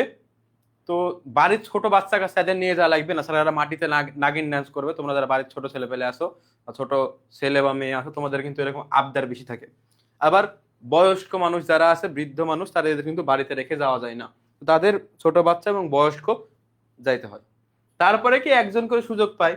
দেখো রস্যই যাওয়ার সুযোগ পাইছে, দীর্ঘই পাই নাই। রস্যও যাওয়ার সুযোগ পাইছে, দীর্ঘও পাই নাই। এ যাওয়ার সুযোগ পাইছে, ওই পাই নাই। ও যাওয়ার সুযোগ পাইছে, ও পাই নাই, একজন একজন করে গেছে, আর একজন কি বাদ, মানে বাড়িতে পাহারা দাও তোমরা। আবার দেখবা বাংলা ছায়াছবি কিংবা ভারত বাংলা মুভিতে দেখতে গেলে দেখবা নায়কের বাড়িতে নায়কের বোনের বান্ধবী এসে বসে আছে, এক করে তাকায় আছে। আবার দেখবা নায়িকার বাড়িতে নায়িকার ভাইয়ের বন্ধু এসে বসে আছে, জিৎ দেবের মুভিতে গেলেই দেখতে পাবা। তো এইরকম একটা গেস্ট সবসময় বাড়িতে এসে বসে থাকে, এক করে যে আমাকে নিয়ে যাও। এই টোটাল 7টা হইল কি মৌলিক স্বরধ্বনি। কি কি? প্রথম দুইটা অ এবং আ থাকবে, তারপরে সবাই কি একজন একজন করে যাবে, একজন বাদ পড়বে। রস্যই যাবে, দীর্ঘই যাবে না, রস্যও যাবে, দীর্ঘও যাবে না, এ যাবে, ওই যাবে না, ও যাবে, ও যাবে না। আর একটা গেস্ট থাকবে কি এ, যেটা করে এ করে থাকে। এবার যৌগিক স্বরবর্ণ কয়টি? যৌগিক স্বরবর্ণ কয়টি? 25টি বা 30টি। যদি অপশনে দুইটাই থাকে তাহলে দেবে কয়টি? 25টি। বুঝছো? যৌগিক স্বরবর্ণ কয়টি? যৌগিক স্বরধ্বনি, যৌগিক স্বরধ্বনি কয়টি? 25টি বা 30টি। যদি অপশনে দুইটাই থাকে তাহলে কয়টা দিবা? 25টি। ঠিক আছে, এখন 25টি কি কি ভাইয়া? স্বরবর্ণটা 11টি, আপনি এটা বানাইলেন 25টা বা 30টা, কই থেকে? দারাজ থেকে অর্ডার করলেন নাকি? তো দারাজ অ্যাপসই নাই, দারাজ অ্যাপসই নাই। তো এটা কি? এইখান থেকে দেখো আমরা এই যাই, খাওয়া, এরকম ধ্বনি ব্যবহার করি। দেখো এই অন্তস্থ জ, এটা তো ব্যঞ্জন বর্ণের মধ্যে, ব্যঞ্জন বর্ণ আমরা আগেই কাটে দিয়ে রাখছি, তার মানে অন্তস্থ জ বাদ, খ বাদ, অন্তস্থ অ বাদ। তো এখানে দেখো কি থাকলো? শুরুতে থাকলো কি আকার, আর ওর সাথে কি থাকলো? রস্যই। তার মানে এই আই মিলে কি একটা নতুন ধ্বনি তৈরি হইলো না? তারপরে দেখো এখানে কি আকার, এখানে কি ও, এবং এখানে আ। দেখো একটা ধ্বনি তৈরি হয়েছে আই, আর একটা কি আওয়া। এই আই ধ্বনি দিয়েই কতগুলা শব্দ ব্যবহার করতে পারি, খাই, দাই, নাই, যাই, সাই, পাই, কতগুলা বলতে পারছি।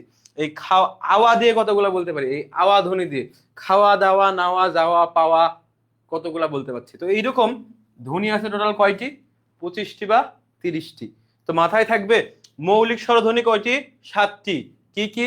অ, আ, তারপরে একজন করে যাবে, এবং তারপরে কি এ। তারপরে কি যৌগিক স্বরধ্বনি কয়টি? 25টি বা 30টি। দুইটা একসাথে অপশনে থাকলে কয়টা দিব? 25টি। কেমন? আই, আওয়া, এরকম মুখস্থ করার দরকার নাই, আই, আওয়া টোটাল মাথায় রাখবো 25টি বা 30টি। ঠিক আছে, এইবার দেখবো মৌলিক স্বরবর্ণ কয়টি। এই যে বর্ণগুলোর মধ্যে থেকে একটা বাদ যাবে, এই যে এটা শুধুমাত্র ধ্বনি, এটা বর্ণ হইতে পারবে না। তার মানে এই 6টা, বাকি যে 6টা থাকবে, এই 6টা কি? এই 6টা কি হবে?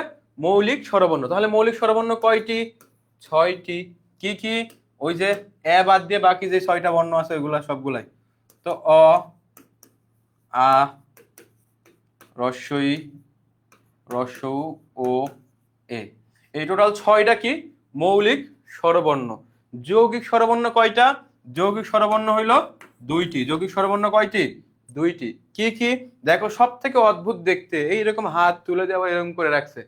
একটা হইলো কি ওই, আর একটা হইলো কি, আবার দেখবো আবার পা ফেলা দিয়ে আবার এরকম করে রাখছে, মানে মূর্তি হয়ে গেছে। এটা কি ও। তার মানে এ আবার একে ভাঙা যায়, এই জন্য বলা হচ্ছে যৌগিক।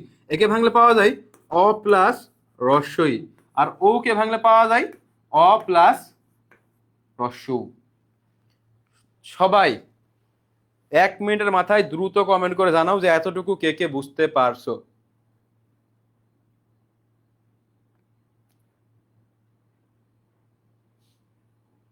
কে কে বুঝতে পারছো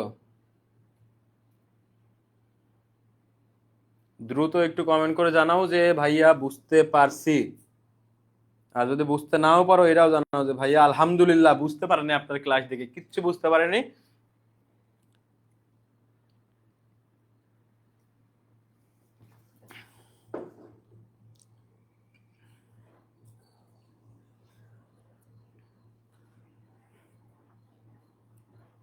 বুঝতে পারছি ভাইয়া।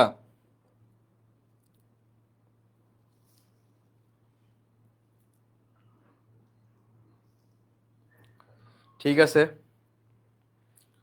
বুঝতে পারলে আলহামদুলিল্লাহ। ওকে, এইবার আমরা যাব ব্যঞ্জন বর্ণতে।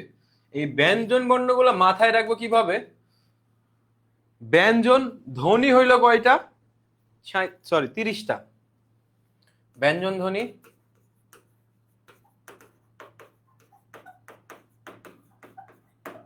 30টি। এর মধ্যে থেকে শুরুতে আমরা মাথায় রাখবো ব্যঞ্জন বর্ণগুলোকে বা ব্যঞ্জন ধ্বনিগুলোকে ভাগ করা হয়, সেগুলোকে শুরুতে স্পর্শ বর্ণ বা এইটাকে আরেকটা বলা হয় কি বর্গীয় বর্ণ। কি স্পর্শ বর্ণ বা বর্গীয় বর্ণ, কি বললাম স্পর্শ বর্ণ বা বর্গীয় বর্ণ। এটা একটু ভালো করে মুছে দিই যেহেতু এখানে ছক করা লাগবে, তো এটা একটু সুন্দর করে লিখি। কি বললাম স্পর্শ বা বর্গীয় বর্ণ। এখন যদি বলি এটা একটু ঘুরে দেয় এদিকে, স্পর্শ বর্ণ বা বর্গীয় বর্ণ কয়টি? তো ভাইয়া তোমরা বলবা কি ভাইয়া জানি না পারি না বলবো না আমার ইচ্ছা, তাই না? এটাই তো, তাই না? যেহেতু জানো না, স্পর্শ বা বর্গীয় বর্ণ হলো, তার আগে বলি যে ধরো এখান থেকে আমার সামনে ক্যামেরা অনেক দূরে, এখান থেকে ক্যামেরা থেকে আমার হাতের দূরত্ব কি কম, তার মানে কি ক্যামেরাটা আমি স্পর্শ করতে পারছি না, তাহলে মাথায় রাখবো কি কম হলে স্পর্শ হয় না। এই যে কম হলে স্পর্শ হয় না, এখান থেকে মনে রাখবো ক থেকে ম পর্যন্ত, ক থেকে ম পর্যন্ত এইটাকে বলা হয় স্পর্শ বর্ণ। ক থেকে ম পর্যন্ত পাঁচটা পাঁচটা করে বর্ণ থাকে, অর্থাৎ 5 × 5 = কত 25টি। এই 25টি হলো কি স্পর্শ বর্ণ, এই 25টি কি স্পর্শ বর্ণ। এখন একটু দেখি, আমার আবার দাগ লাগে না তো, দাগ টানতে স্কেল লাগে না, আমার হাতই 100 দেখো দাগগুলো কত সোজা হচ্ছে আলহামদুলিল্লাহ। ওই যে বাজারে দেখবা ইয়া ব্যবসা করে জামশেদ মজুমদার,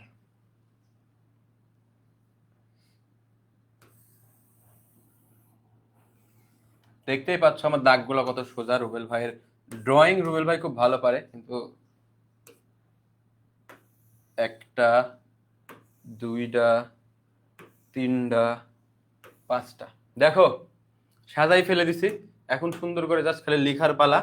লিখবো কি ক খ গ ঘ ঙ, চ ছ বর্গীয় জ ঝ ঞ, ট ঠ ড ঢ মূর্ধন্য ণ, ত থ দ ধ দন্তান্ন ন, প ফ ব ভ ম। দেখো এখানেও পাঁচটা, এখানেও পাঁচটা, টোটাল কয়টা 25টা।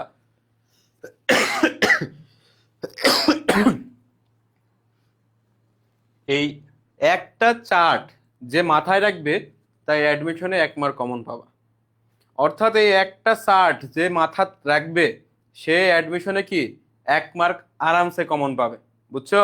তো এটা একটু দেখো ক খ গ ঘ ঙ। তো এইটাকে বলা হচ্ছে স্পর্শ বর্ণ বা বর্গীয় বর্ণ চার্ট। মাথায় রাখবো কিভাবে, কম হলে স্পর্শ হয় না, অর্থাৎ ক থেকে ম পর্যন্ত এই 25টি বর্ণকে বলা হয় কি স্পর্শ বা বর্গীয় বর্ণ। এই চার্টের মধ্যে অনেক কিছু ভাগ আছে, এটা একটু তোমাদের জাস্ট একটু দেখাই দিই। তো এইখানে আবার আর একটা ছক করা লাগবে, সেটা একটু লাল টাইপের ডিজাইন করি, ঠিক আছে? তো এখন একটু দেখি, এই যে একটা দাগ করে দিলাম, তো এইখানে এদের একটা বংশ, বুঝছো? এই একটা বংশ, এই বংশটার মধ্যে 3টা ভাই আর 2টা বোন। তো ভাইয়ের 3টা হলো কোনটা, এই যে এই এই 2টা হলো কি বোন, আর এই 3টা হলো কি ভাই। এই যে এগুলো যেগুলো ফোঁটা দিয়ে দিলাম এগুলো হলো ভাই, আর এই 2টা হলো কি বোন। তো এদের বংশের নাম হলো ঘোষ বংশ। এরা কি ঘোষ। তো এরাও ঘোষ, কিন্তু এই বোনেরা কি বিয়ে হয়ে অন্যর বাড়িতে চলে যায়, তাইলে এরা পরিবারের বাইরে চলে যায় না? এখন পরিবারের কোনো কিছু যদি বাইরে চলে যায়, বিপরীতে চলে যায়, তখন সেটাকে কি বলি, পরিচিত আর বিপরীত শব্দ কি বলি অপরিচিত। অর্থাৎ অ বসবে, তো অ বসলে কোথায় বসবে? শুরুতে বসবে। কোথার শুরুতে বসবে? এইখানে। অর্থাৎ এই ক খ চ ছ ট ঠ ত থ প ফ এই দুই লাইন কি? অঘোষ বর্ণ। এই দুই লাইন কি? অঘোষ বর্ণ। আর এই বাকি তিনটা বক্স কি? ঘোষ বর্ণ। তো পরীক্ষাতে যদি প্রশ্ন আসে অঘোষ বর্ণ কোনগুলা, তো ক আর খ এর লাইন হবে কি? অঘোষ বর্ণ। আর বাকি তিনটা কি? ঘোষ বর্ণ। বোঝা গেছে? এই ভাইগুলো হইলো ঘোষ আর বাকিগুলো হইলো কি? অঘোষ। মানে বোনগুলো হইলো কি? অঘোষ। এবার দেখবো বর্গীয় বর্ণ বলা হয় কাকে? বর্গীয় বর্ণ, বুঝছো? বর্গীয় জিনিসটা কি? মিছিলের যে শুরু থাকে তাকে বলা হয় নেতা, আর যারা শেষে থাকে তাদেরকে বলা হয় কি? সেতা, পাতি নেতা। বুঝছো? নেতা থেকে কিন্তু পাতি নেতার গরম বেশি। তো এই যে লাইনের যারা শুরুতে থাকে এদেরকে বলা হয় কি? নেতা। মানে কি? এই লাইনের বস হলো কে? ক। অর্থাৎ এই লাইনটা হলো কি? ক বর্গীয়। যদি বলা হয় ক বর্গীয় বর্ণ নিচের কোনটি? খ, গ, ঘ, ঙ। এই বাকি চারটা হলো কি? ক বর্গীয় বর্ণ। ঠিক তেমনিও স বর্গীয় বর্ণ। এইটাকে যদি বাকি চারটাকে কি বলবো? চ বর্গীয় বর্ণ। এইটাকে যদি বলি কি? প বর্গীয় বর্ণ নিচের কোনটি? এই চারটি হবে কি? প ফ ব ভ ম। অর্থাৎ প বর্গীয় বর্ণ কি? ফ ব ভ ম। এই চারটা কি? বর্গীয় বর্ণ, প বর্গীয় বর্ণ। এটা ত বর্গীয়, ট বর্গীয়। তো এই পাঁচটা, এই প্রথম পাঁচটাকে বলা হয় কি? বর্গীয় বর্ণ। প্রথম পাঁচটাকে কি বলা হয়? বর্গীয় বর্ণর বস। অর্থাৎ ক বর্গীয়, চ বর্গীয়, ট বর্গীয়, ত বর্গীয়, প বর্গীয়। এই পাঁচটাকে বলা হয় কি? বর্গীয় বর্ণ। ঠিক আছে? এইবার দেখবো এর মধ্যে থেকে আবার ভাগ আছে কি? 1 2 3 4 5। তো তোমরা তো জোর বেজোর ছিল না? জোর বিজোর তো ছিল, তাই না? যদি জোর হয় আর যদি হয় কি? বিজোর। জোর গুলাকে কি বলা হয়? মহাপ্রাণ। জোর গুলাকে কি? মহা। আর বিজোর গুলাকে কি বলা হয়? অল্প। অল্প প্রাণ জিনিসটা কি আর মহাপ্রাণ জিনিসটা কি? নিঃশ্বাসের সময় যখন আমরা কথা বলি তখন যখন আওয়াজটা বাধাপ্রাপ্ত হয় সেটাকে বলা হয় মহাপ্রাণ। আর যেটা আওয়াজটা বাধাপ্রাপ্ত হয় না সেটাকে কি বলা হয়? অল্প প্রাণ। তার মানে ক, তারপরে গ আর উ, এইটা কি? 1 3 5। 1 3, আরে আল্লাহ, ওরা তো 1 3 5 তো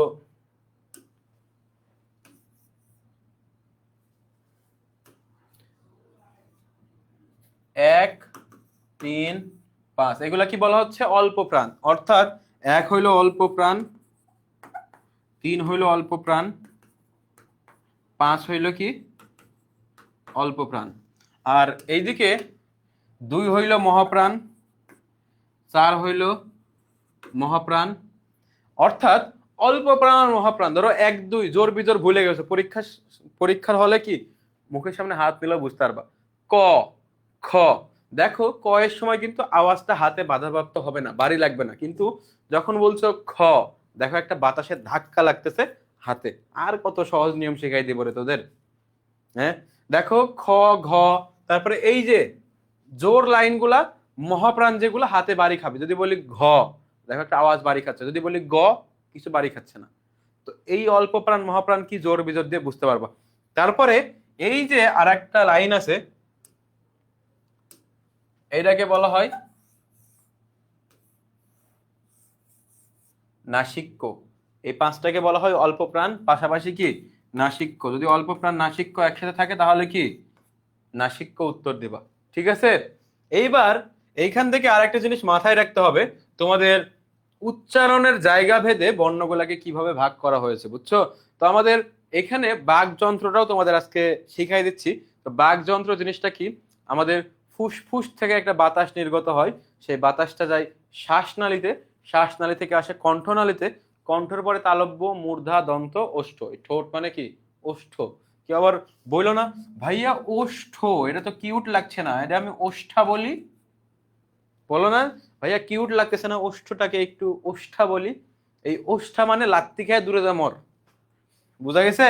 তারপর কি আবার বলতে যাবো না কিউট লাগছে না ভাইয়া ওষ্ঠ বলি, ওষ্ঠা বলি। ওই ওষ্ঠা মানে লাত্তি মারা। বুঝছো? তো মাথায় রাখবো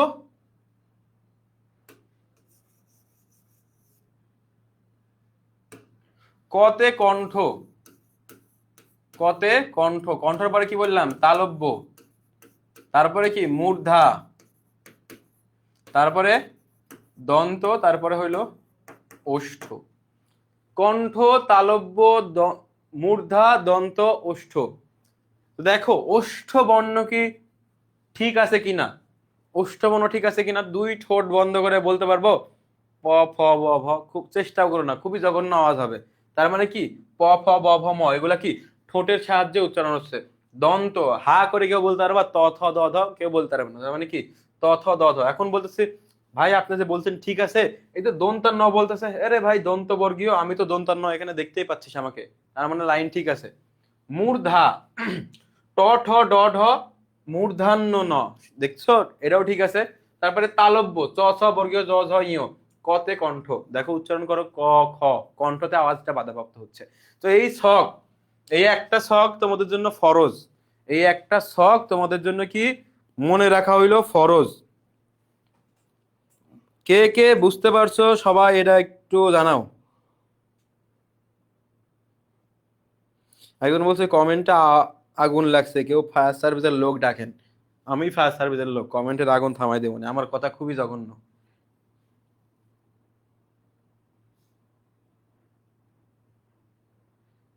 ঠিক আছে, এতটুকু কে কে বুঝতে পারছো সবাই একটু কমেন্ট করে জানাও।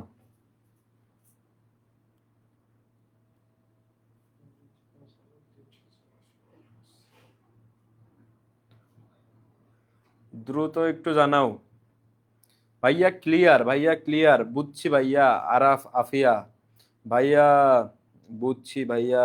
দন্ত ক্লিয়ার, ওকে। ভালোভাবে মাথায় রেখো। এবার যাব অন্তস্থ বর্ণ কয়টা,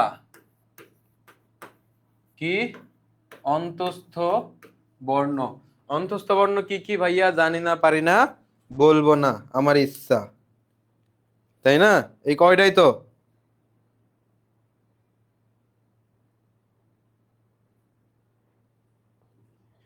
অন্তস্থ বর্ণ কয়টা জানি না পারি না বলবো না। তো অন্তস্থ বর্ণটা একটু দেখি কি কি।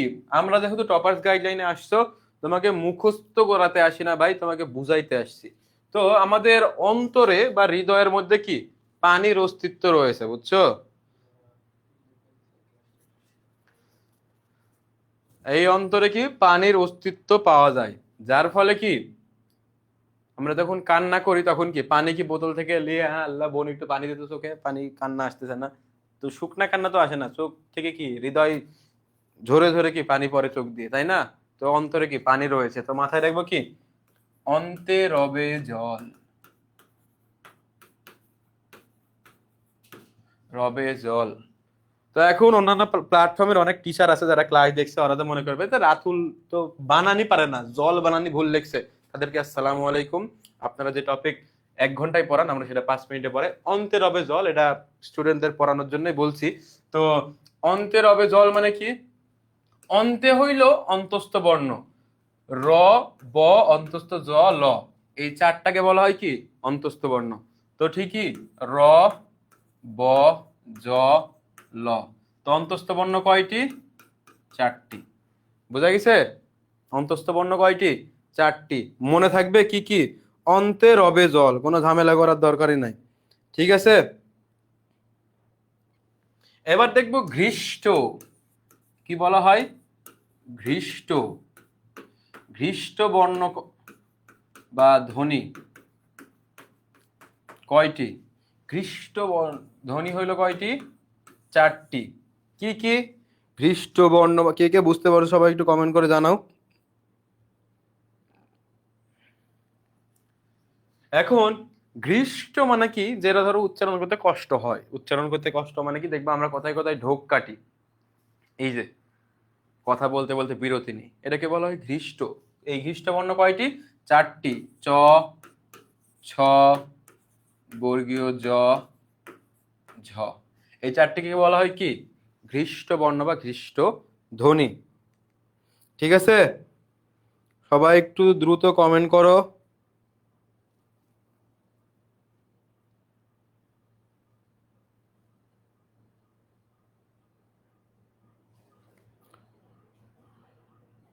এবার উষ্ম বর্ণ,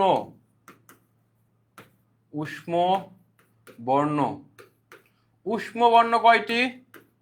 4টি। যদি আসে উষ্ম ধ্বনি 3টি। এখন উষ্ম মানে কি? গরম। আমরা যখন মুখ থেকে বাতাস নির্গত করি সেটাকে কার্বন ডাই অক্সাইড বলে, এটা গরম।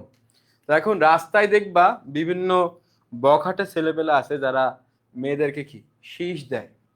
এই উষ্ম বর্ণের আরেকটা নাম আছে কি? শীষ বর্ণ, শীষ বর্ণ। আবার ধ্বনিও আছে, শীষ ধ্বনি, শীষ ধ্বনি। তো রাস্তায় দেখবা যে মেয়ে মানুষের কিছু জানোয়ার টাইপের ছেলেপেলে আছে যারা কি মেয়ে মানুষের শীষ দেয়। তো তাদের কি শীষ দিলে মানুষের কি মাথা গরম হয়, শীষ দিলে মাথা উষ্ম হয়। এই তালবস্য, এই তালবস্য এর মতো উচ্চারণ হয়। বর্ণ আছে কয়টা? তালব্যস্য, দন্তাস্য, মূর্ধন্যস্য, দন্তাস্য। আর এখান থেকে দেখো হ। আর চাপায়ের মানুষ সবগুলাকে কি বলে? স। চাপায়ের মানুষ কি বলে? স। যেরকম শরতের শীতের সকালে সবাইকে সুস্বাগতম। তো চাপায়ের মানুষ যারা আছে তারা রাগ করো না। তো উষ্ম বর্ণ বা শীষ বর্ণ কয়টা? 4টা।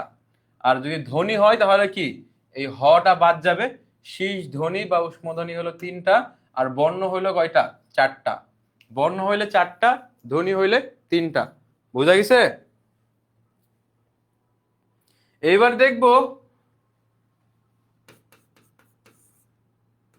পার্শ্বিক বর্ণ, পার্শ্বিক বর্ণ। পার্শ্বিক মানে কি? সে সবার থেকে আলাদা। সে কি পশ, বড় লোক, কোটিপতি, এগুলাকে কি বলা হয়? পশ বলা হয়। তো এই বর্ণটা সবার থেকে আলাদা, বুঝছো? তো এই বর্ণটা কি একটু দেখি। যে ভার্সিটিতে একটা ডিপার্টমেন্ট আছে যেটা একটু নিজেকে পশ ভাবে, সেটা হইলো কি ল, ডিপার্টমেন্ট অফ ল, মানে কি আইন। তো পার্শ্বিক বর্ণ কয়টা? একটা, ল। কম্পনজাত বর্ণ, কম্পনজাত বর্ণ কয়টা?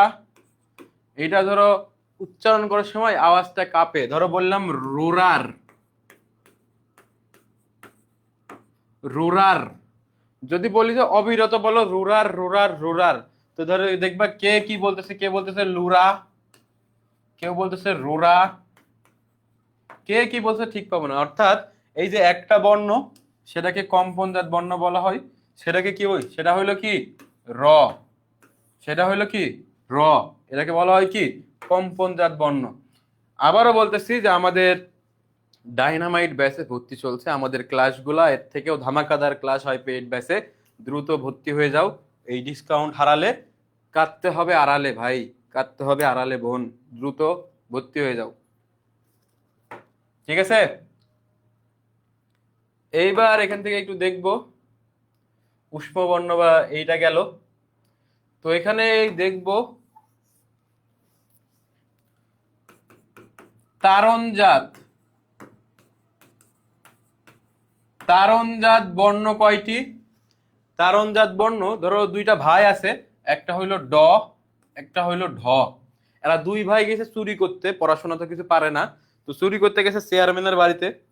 তো চেয়ারম্যানের বাড়িতে একটা ভাই ঢ, এর বয়স হয়েছে, বুদ্ধি হয় নাই।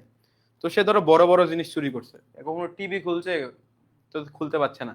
তো লাস্টে ভাই বলছে তুই এখন পর্যন্ত সে একটা চুরি করতে পারিস নাই, কি চুরি শিখবি জীবনে? তখন তো ওর রাগ হয়ে গেছে, ওই যে ফ্রিজ খুলতে লাগছে, আর ধরো ফ্রিজ ওর গায়ের উপর পড়ছে, শব্দ হয়েছে, দুই ভাই ধরা পড়ে গেছে। আর চেয়ারম্যানের বাড়ি ধরার পর সুন্দর করে ধরো জামাই আদর করে একটা করে টিপ দিয়ে দিছে যে তোরা চোর, কপালে টিপ দিয়ে দিছে, সিল লাগাই দিছে যে তোরা চোর। এই যে ডয় শূন্য র, ঢয় শূন্য র দিয়ে ধরো এমন তারা দিছে, তারা দিছে, দিয়ে ধরো গ্রাম ছাড়া পালাইছে। ওই যে তারা খায় আসে কি তারণজাত বর্ণ হয়ে গেছে, ডয় শূন্য র, ঢয় শূন্য র। বুঝা গেছে? তারপরে পরাশ্রয়ী বর্ণ কি? পরাশ্রয়ী বর্ণ। পরাশ্রয়ী বর্ণ কি? যেগুলা অন্যের সাহায্য ছাড়া কি উচ্চারিত হইতে পারে না। ধরো একজন জঙ্গলের মধ্যে বেড়াইতে গেছে এক বন্ধু, যারা হাত পা সব আছে, আর একজন হলো ন্যাংরা। তো ন্যাংরার হাত পা সব আছে, দুইজনই গন্ডগোল লাগাই দিয়েছে জঙ্গলের মধ্যে, যে কি করবে না করবে। তো ধাপ করে ধরো মারামারি লাগে গেছে। তো মারামারি যখন লাগে গেছে, ন্যাংরা যখন খুব মারতেছে আর ধরো গালিগালাজ করতেছে, তো হুট করে দেখি জঙ্গলের মধ্যে বাঘ আসছে, বাঘের গর্জন শোনা গেছে। তখন ন্যাংরা ওই বলতেছে, বন্ধু ভালো আছো? বন্ধু তোমাকে মারো, ঠাস ঠাস করে বলতেছে মারো। তো বলছে, কিরে তুই এত ভালো হয়ে গেলি কি জন্য? সে না বন্ধু, তুমি আমাকে নিয়ে যাও এখান থেকে, না স্যার আমাকে তো বাঘে খায় নিবে। তখন ওর ধরো পা ধরছে, যার ভালো আছে, মানে যার হাত পা সব আছে। তো তখন ওই পা ছাড়ানোর চেষ্টা করছে, তো লাথি মারছে একটা। বলছে, বন্ধু তুমি আমাকে আরো 10টা লাথি মারো, তো আমাকে নিয়ে যাও। এই যে ওই হলো পরাশ্রয়ী বর্ণ, যে অন্যের সাহায্য ছাড়া কি উচ্চারিত হইতে পারে না। এই পরাশ্রয়ী বর্ণ কয়টা? 3টা, অনুস্বর, বিসর্গ, চন্দ্রবিন্দু। দেখো কোনো বর্ণ কি শুরু হয় চন্দ্রবিন্দু দিয়ে, বিসর্গ দিয়ে শুরু হয়? শুরু হয় না। ঠিক আছে।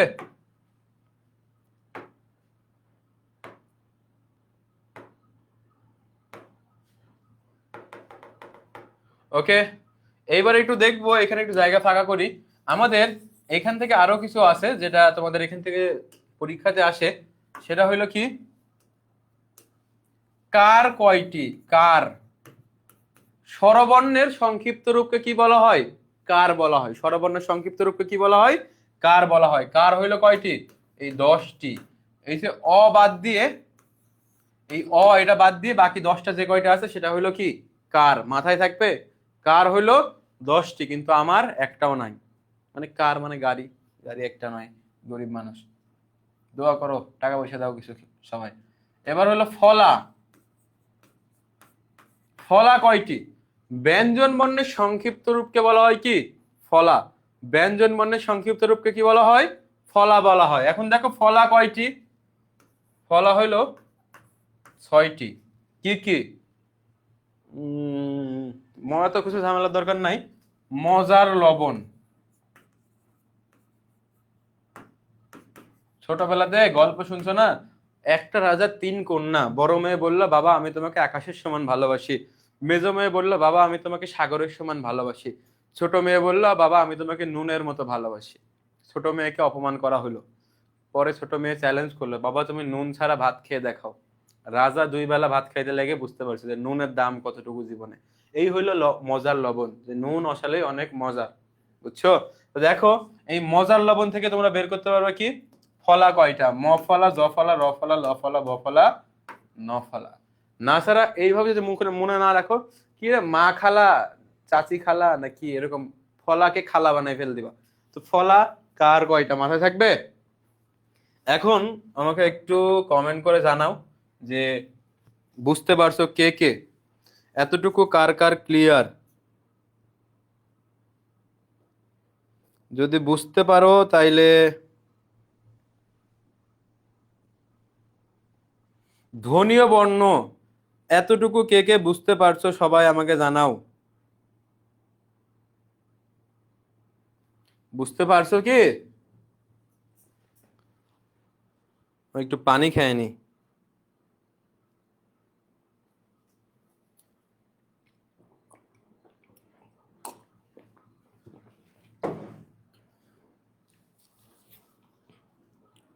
একটু জানাও আমাকে কে কে বুঝতে পারছো, একটু জানাও। ঠিক আছে, এবার একটু দেখি 1 নম্বরের উত্তর করো। ধ্বনির নির্দেশক চিহ্নকে কি বলা হয়? ঢাকা বিশ্ববিদ্যালয়ের 6 ইউনিটে আসছে 24-25 শিক্ষাবর্ষে, এবং জগন্নাথ বিশ্ববিদ্যালয় আসছে 24-25। ধ্বনির নির্দেশক চিহ্নকে কি বলা হয়? এবার এইটা যদি না পারো, আল্লাদের যোগু সবার আগে অ্যান্সার করছে বর্ণ। আসলে কি বর্ণ হবে একটু দেখি, সবাই অ্যান্সার ট্যান্সার করুক দ্রুত ভাই, বাচ্চারা দ্রুত। অল ক্লিয়ার ভাইয়া। একজন বলছে মজার বানান ভুল হয়েছে ভাইয়া, তুমি তো মজার জিনিসটাই বুঝতে পারো নাই। ওই জায়গাতে জ ফলা হিসাব মানে মিলাইতে গিয়ে ওটা ভুল করে, ইচ্ছা করে ভুল করা হয়েছে। মজার দেখো জ ফলাটা কিভাবে মিলাইছি। মজার বানান জ ফলা যদি বর্গীয় জ দিই তাহলে কিন্তু ফলা মিলবে না ভাইয়া। টেকনিক মিলাইতে গিয়ে বানান ভুল করা হয়েছে। তো এটা সিরিয়াসলি লিও না, যেভাবে শিখাইছি পড়ো। একের এ, একের এ আসলে কি একের এ? দ্রুত একটু কমেন্ট করো তো, ফার্স্ট কমেন্ট করো দেখি। একের এ ভাইয়া, একের এ কি? এই তো চলছে আর একটু।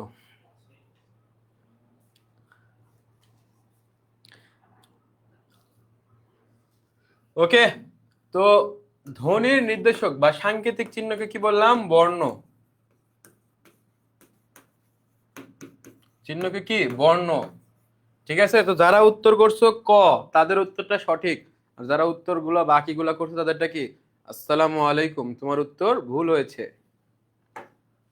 2 নাম্বার, স বর্গের বর্ণসমূহ যে ধরনের ধ্বনি, স বর্গের বর্ণসমূহ যে ধরনের ধ্বনি উচ্চারণের দিক থেকে, এটা কি কণ্ঠবর্ণ, তালব্য বর্ণ, দন্ত বর্ণ নাকি মূর্ধন্য? ঢাকা বিশ্ববিদ্যালয়ের 6 ইউনিটে আসছে 23-24 শিক্ষাবর্ষে। দ্রুত অ্যান্সার করো, 2 এর অ্যান্সার কি? 2 এর অ্যান্সার কি হবে?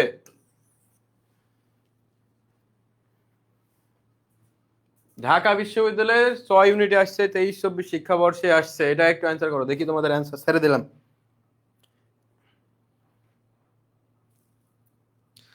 মানিষা সুরাইয়া, ও মাইশা সুরাইয়া, আমার কমেন্ট ভাইয়া চোখে পড়ে না, কারণ আমি অন্ধ, চোখ থেকেই তো অন্ধ।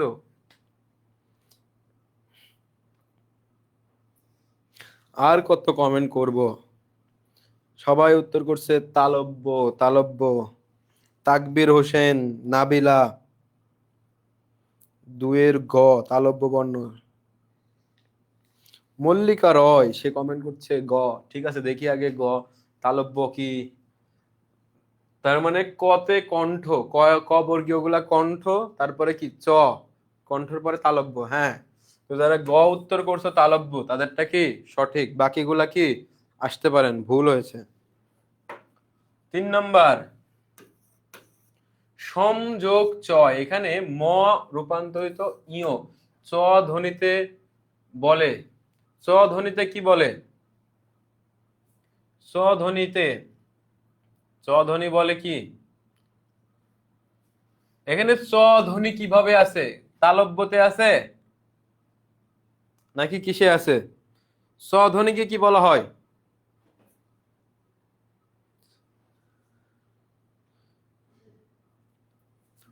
চ ধ্বনিকে কি বলা হয়?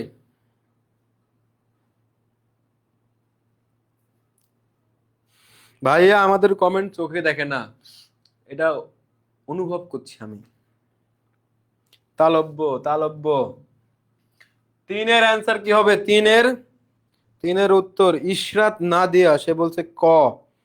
প্রমিকা পাহাম প্রভা, প্রভা, সে বলতেছে ক। ফরহাদ শেখ, এটার উত্তর কি হবে? 3-এর উত্তর হবে কি? ক। 3-এর উত্তর ক।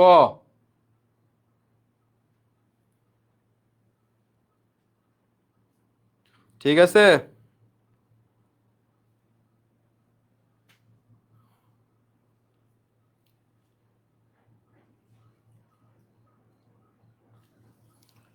ওকে, 4 নাম্বার, বাকযন্ত্র ব্যাকরণের কোন অংশে আলোচনা করা হয়? বাকযন্ত্র, এটা টপিকের বাইরে, তারপরে তোমরা আলোচনা বলতে পারো।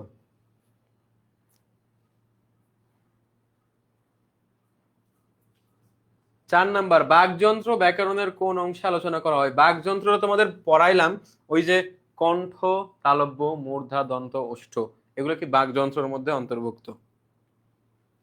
4-এর অ্যান্সার করো সবাই, দ্রুত একটু অ্যান্সার করো। 4-এর, 4 কি হবে?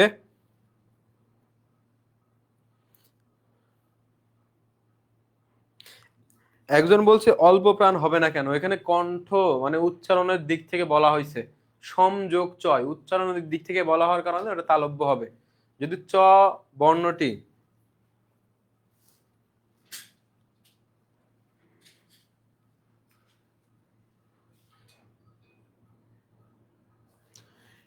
বাকযন্ত্র যেহেতু উচ্চারণের সাথে সম্পৃক্ত, এটা কি ধ্বনিতত্ত্বে উচ্চারণের সাথে সম্পৃক্ত হওয়ার কারণে 4-এর অ্যান্সার কি হবে?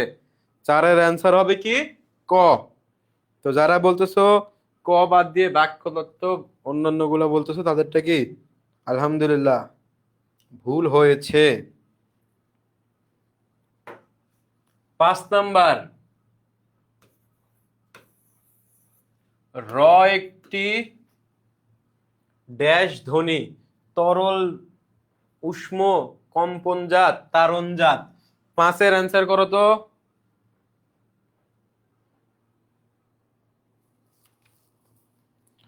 5-এর অ্যান্সার একটু দ্রুত করো। কি শাকিল ভাইয়া আপনিও অ্যান্সার করছেন নাকি?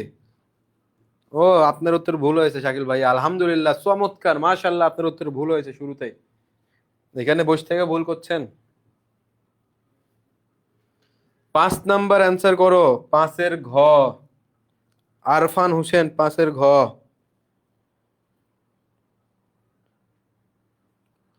অ্যান্সার করো দ্রুত।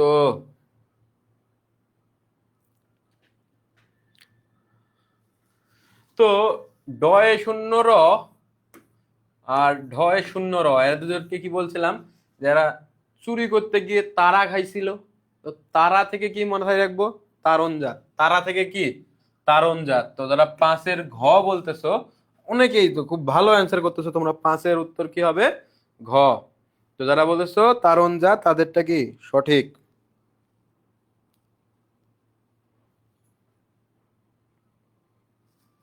ওকে, 5-এর পরে যাই এবার।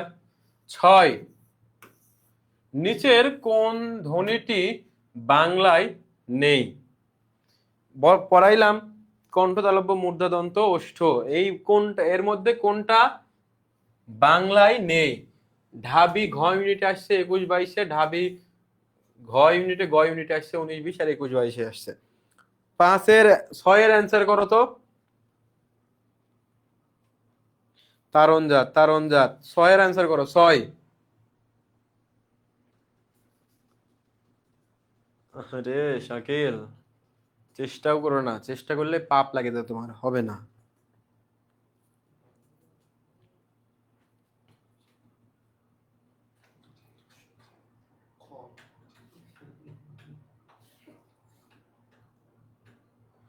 টিপ পরিয়ে দিয়েছিল, হ্যাঁ মনে আছে তো, টিপ পরিয়ে দিয়েছিল।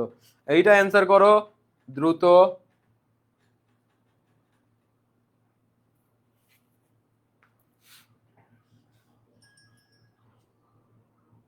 হাই হাই শাকিল, আমার ফোনটা চার্জে দাও গো, আমার ব্যাগ চার্জারটা নিয়ে আসতে বলো। না, আমার ব্যাগ ফোন অফ হয়ে যাবে, চার্জ দিতে পারো। ওকে, আমরা সবাই যারা উত্তর বলছে খ, দেখো দন্ত বর্ণ আছে, দন্ত মূলীয় এটাও আছে, ওষ্ঠ এটাও আছে, কিন্তু নাই কি দন্তস্থ বর্ণ নাই। তো 6-এর উত্তর, তোমরা যারা খ উত্তর করতেছো তাদেরটা কি সঠিক। ওকে, আমরা পরবর্তী প্রশ্নতে যাব। 7 নাম্বার, বাংলা ধ্বনিতত্ত্বে জিহ্বার উচ্চতা অনুসারে প্রথম বাংলা স্বরধ্বনি কোনটি? জিহ্বার উচ্চারণ অনুসারে প্রথম বাংলা স্বরধ্বনি কোনটি? এইটা ঢাকা বিশ্ববিদ্যালয়ের গ ইউনিটে আসছে 21-22 শিক্ষাবর্ষে। 7-এর অ্যান্সার করো, 7-এর অ্যান্সার করো দ্রুত।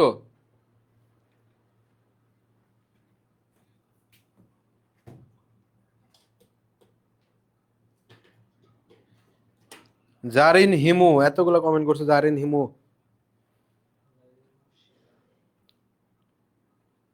খালি খ, খ। শাকিল ভাইয়ার উত্তর সঠিক হয়েছে, আলহামদুলিল্লাহ শাকিল ভাইয়া, তোমার উত্তর সঠিক হয়েছে, 6-এর খ। অম্মি ভাইয়া ক্লাস করতেছে, আসসালামু আলাইকুম অম্মি ভাইয়া, কমেন্ট টমেন্ট একটু করেন। 7-এর অ্যান্সার কি হবে?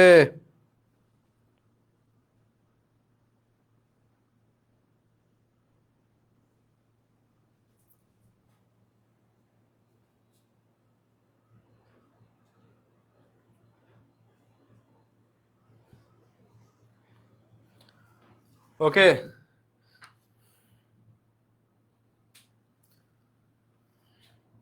7-এর উত্তর হবে কি গ। 8-এর বাংলা বর্ণমালাভুক্ত ওই এবং ও হচ্ছে কি, এই দুইটা কি, মৌলিক ধ্বনি, যৌগিক ধ্বনি, যৌগিক বর্ণ, দিলেখ। এটা কি মৌলিক ধ্বনি, যৌগিক ধ্বনি, যৌগিক বর্ণ নাকি দিলেখ? আটের উত্তর কি হবে? নৌসিন জাহান নাবিলা ভাইয়া, আপনি কমেন্ট পড়েন না কেন? কারণ আমি অনেকক্ষণ ধরে কথা বলতেছি, বুঝছো? কথা বলতে বলতে আমার তো অলরেডি ডাক্তার বলছে আমার গলার ভোকাল কর্ড পাতলা হয়ে গেছে, বুঝছো? আমার গলা গান বলার জন্য, তাই ক্লাস নেওয়ার জন্য না। এখানে দেখো, ওই এবং ও তোমাদের দেখাইছিলাম যে এই দুইটা বর্ণকে ভাঙা যায়, এই দুইটাকে ভাঙা যায়। একে ভাঙলে পাওয়া যায় কি, অ প্লাস রস্বই, আর একে ভাঙলে পাওয়া যায় অ প্লাস রস্যউ। তো এখানে তোমরা দেখতে পাচ্ছ এই দুটাকে কি বলা হয়, যৌগিক বর্ণ। যাকে ভাঙা যায় তাকে বলা হয় কি, যৌগিক। যাকে ভাঙা যায় তাকে বলা হয় কি, যৌগিক। ঠিক আছে। 9 নাম্বার, কোন ধ্বনির উপরে চন্দ্রবিন্দু বসলে উচ্চারণের সময় সানুনাসিক হয়? ওই সানুনাসিক না, অনুনাসিক হয়।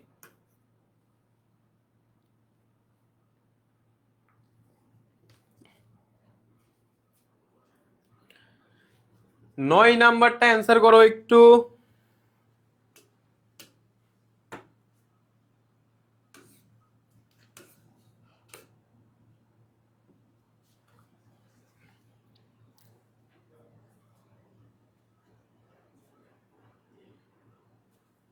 9 নাম্বারটা অ্যান্সার করো।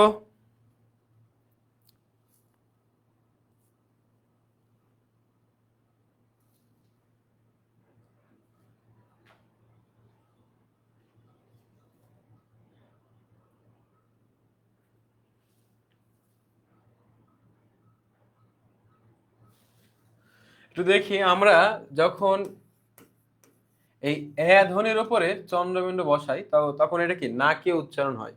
কি, যখন কোনো ধ্বনির, সরি, বর্ণের উপর আমরা চন্দ্রবিন্দু বসাই সেটাকে বলা হচ্ছে কি, অনুনাসিক। তো এইটা হয় মূলত স্বরধ্বনিতে। এটা হয় কোথায়, স্বরধ্বনিতে। 9-এর উত্তর কি হবে, ক। 10-এ যাই, বাংলা ভাষার স্বরবর্ণ ও স্বরধ্বনির অনুপাত কত? ঢাকা বিশ্ববিদ্যালয়ের ঘ ইউনিটে আসছে, বিভাগ পরিবর্তনে আসছে 18-19 সেশনে। স্বরবর্ণ এবং স্বরধ্বনি, স্বরবর্ণ এবং স্বরধ্বনির অনুপাত কত? 10 অ্যান্সার করো একটু দ্রুত।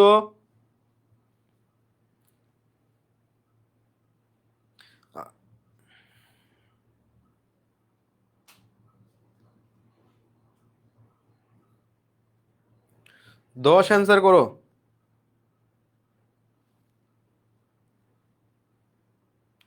দশের উত্তর আরেকবার দেখো প্রশ্নটা, বাংলা ভাষায় স্বরবর্ণ এবং স্বরধ্বনির অনুপাত কত? এখানে স্বরবর্ণ কয়টি এবং স্বরধ্বনি কয়টি, এইটার অনুপাত কত হবে? 11:9, 11:7, 11:10, 11:6। এখানে কি স্বরধ্বনির কথা বলা হয়েছে। তো মৌলিক স্বরধ্বনি কয়টি? আমরা যদি দেখি, স্বরবর্ণ হইল কয়টি, 11টি, ইষ্টু স্বরধ্বনি কয়টি, 7টি, অর্থাৎ 11:7। তো উত্তর কি হবে, খ। 10-এর উত্তর হবে কি, খ। 10-এর উত্তর খ। বিসর্গের ধ্বনি শোনা যায় কোথায়? 12 নাম্বার, বিসর্গের ধ্বনি শোনা যায় কোথায়?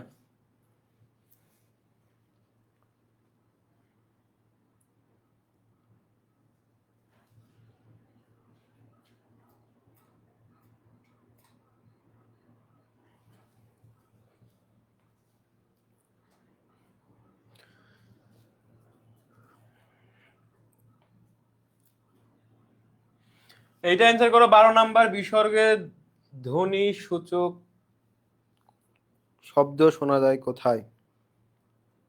11:7, 11:7। এটা তো বুঝতে পারছো তাই না, 11:7 কিভাবে হয়েছে? ওরা তো আশা করি বুঝতে পারছো। এটা একটু অ্যান্সার করে দাও দ্রুত।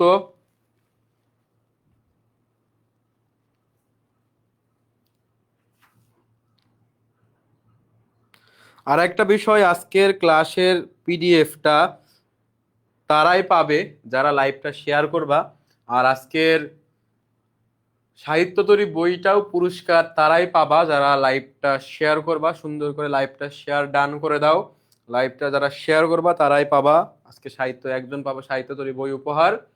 আর লাইভ পিডিএফটাও তোমরা পাবা। তো সবাই একটু লাইভটা যারা যারা দেখছো সুন্দর করে শেয়ার করে দাও। এর মধ্যে থেকেই ক্লাস শেষ হওয়ার আধা ঘন্টার মধ্যে অ্যানাউন্স করে দেওয়া হবে কে সেই বিজয়ী যে আজকে জিতেছে সাহিত্য তরী বই।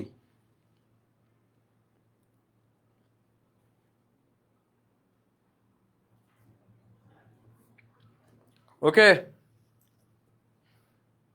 11-র উত্তর হবে কি? বিস্ময় সূচক অব্যয়। সরি, 12-র 13। 13 নাম্বার, নিচের কোনটি অর্ধ স্বরধ্বনি? নিচের কোনটি অর্ধ স্বরধ্বনি? 13 নাম্বার একটু অ্যান্সার করো সুন্দর করে যারা লাইভটা শেয়ার করবা। এই ছিল আপনার মনে। পিডিএফ নিতে হলে তো অবশ্যই শেয়ার করতে হবে। তোমাদের এতক্ষণ ধরে গলার উপর প্রেশার দিয়ে ক্লাসটা নিয়ে যাচ্ছি তোমাদের জন্য। আসলে তুই একটু মন থেকে বলো যে তোমাদের ক্লাসটা শিখতে পারো নাই? যা যা শিখাইছি 3টা টপিক, অন্যান্য জায়গাতে যারা দেখছো, অন্যান্য জায়গাতে যদি দেখো ফ্রি ক্লাসে ভাই আমরা যে টপিক 5 মিনিটে পড়াচ্ছি ওটাই 1 ঘন্টা 1.5 ঘন্টা ধরে পড়াচ্ছে, গান বলছে, গল্প করছে। আরফান হোসেন, জানি আমি বিজয়ী, তাই আমাকে বই না দিয়ে একটা কিউট বউ দিয়েন। তুই তো ভণ্ড রে, তুই তো পাপিষ্ট রে, তুই তো অ্যাডমিশনের।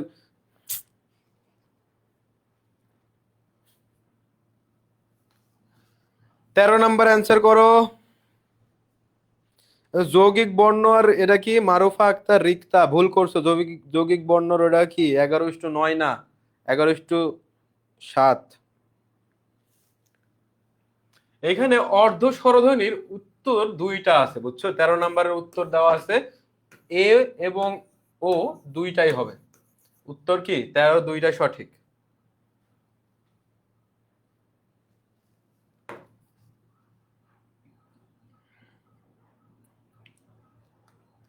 আচ্ছা, এটা তো দেখা হয়েছে। 15 নাম্বার,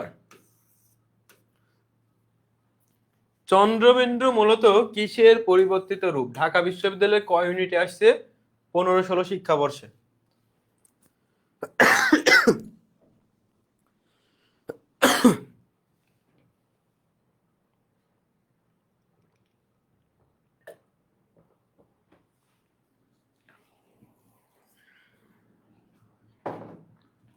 চন্দ্রবিন্দু মূলত কিসের পরিবর্তিত রূপ?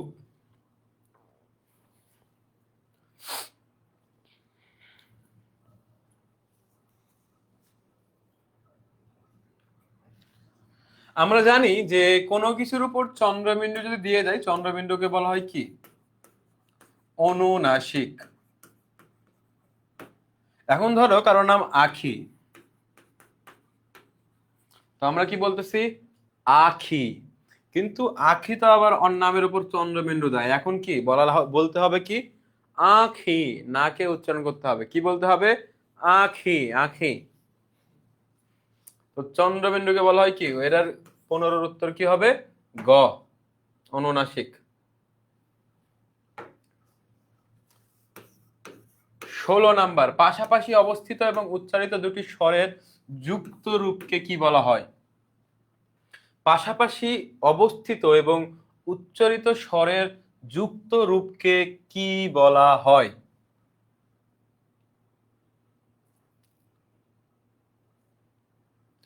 এইটা একটু দ্রুত অ্যান্সার করো। 16 নাম্বার অ্যান্সার করো। 15-র গ, 15-র গ। হ্যাঁ ভাই ঠিক আছে, তুই ঠিক করছিস। 16-র কি হবে এটা কর।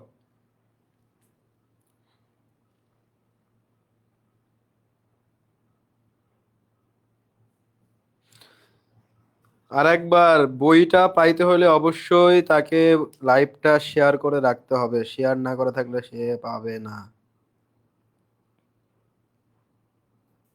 বোঝা গেছে? শেয়ার করছে মাত্র 20 জন। আহারে, হাই হাই রে, এতগুলা মানুষ।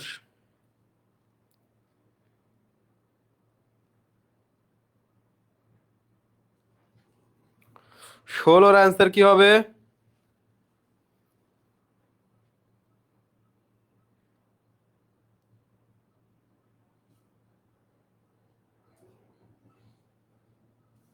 ওকে, সেটাকে পাশাপাশি যখন দুইটা স্বর যুক্ত হয় সেটাকে বলা হয় কি?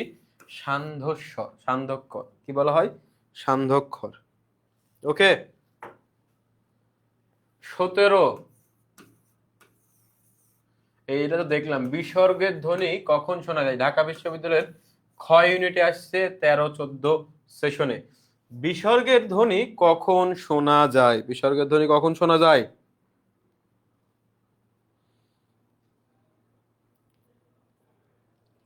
একজন বলছে, নাবিলা বলছে শেয়ার করছি ভাইয়া, বই পাবো না জানি।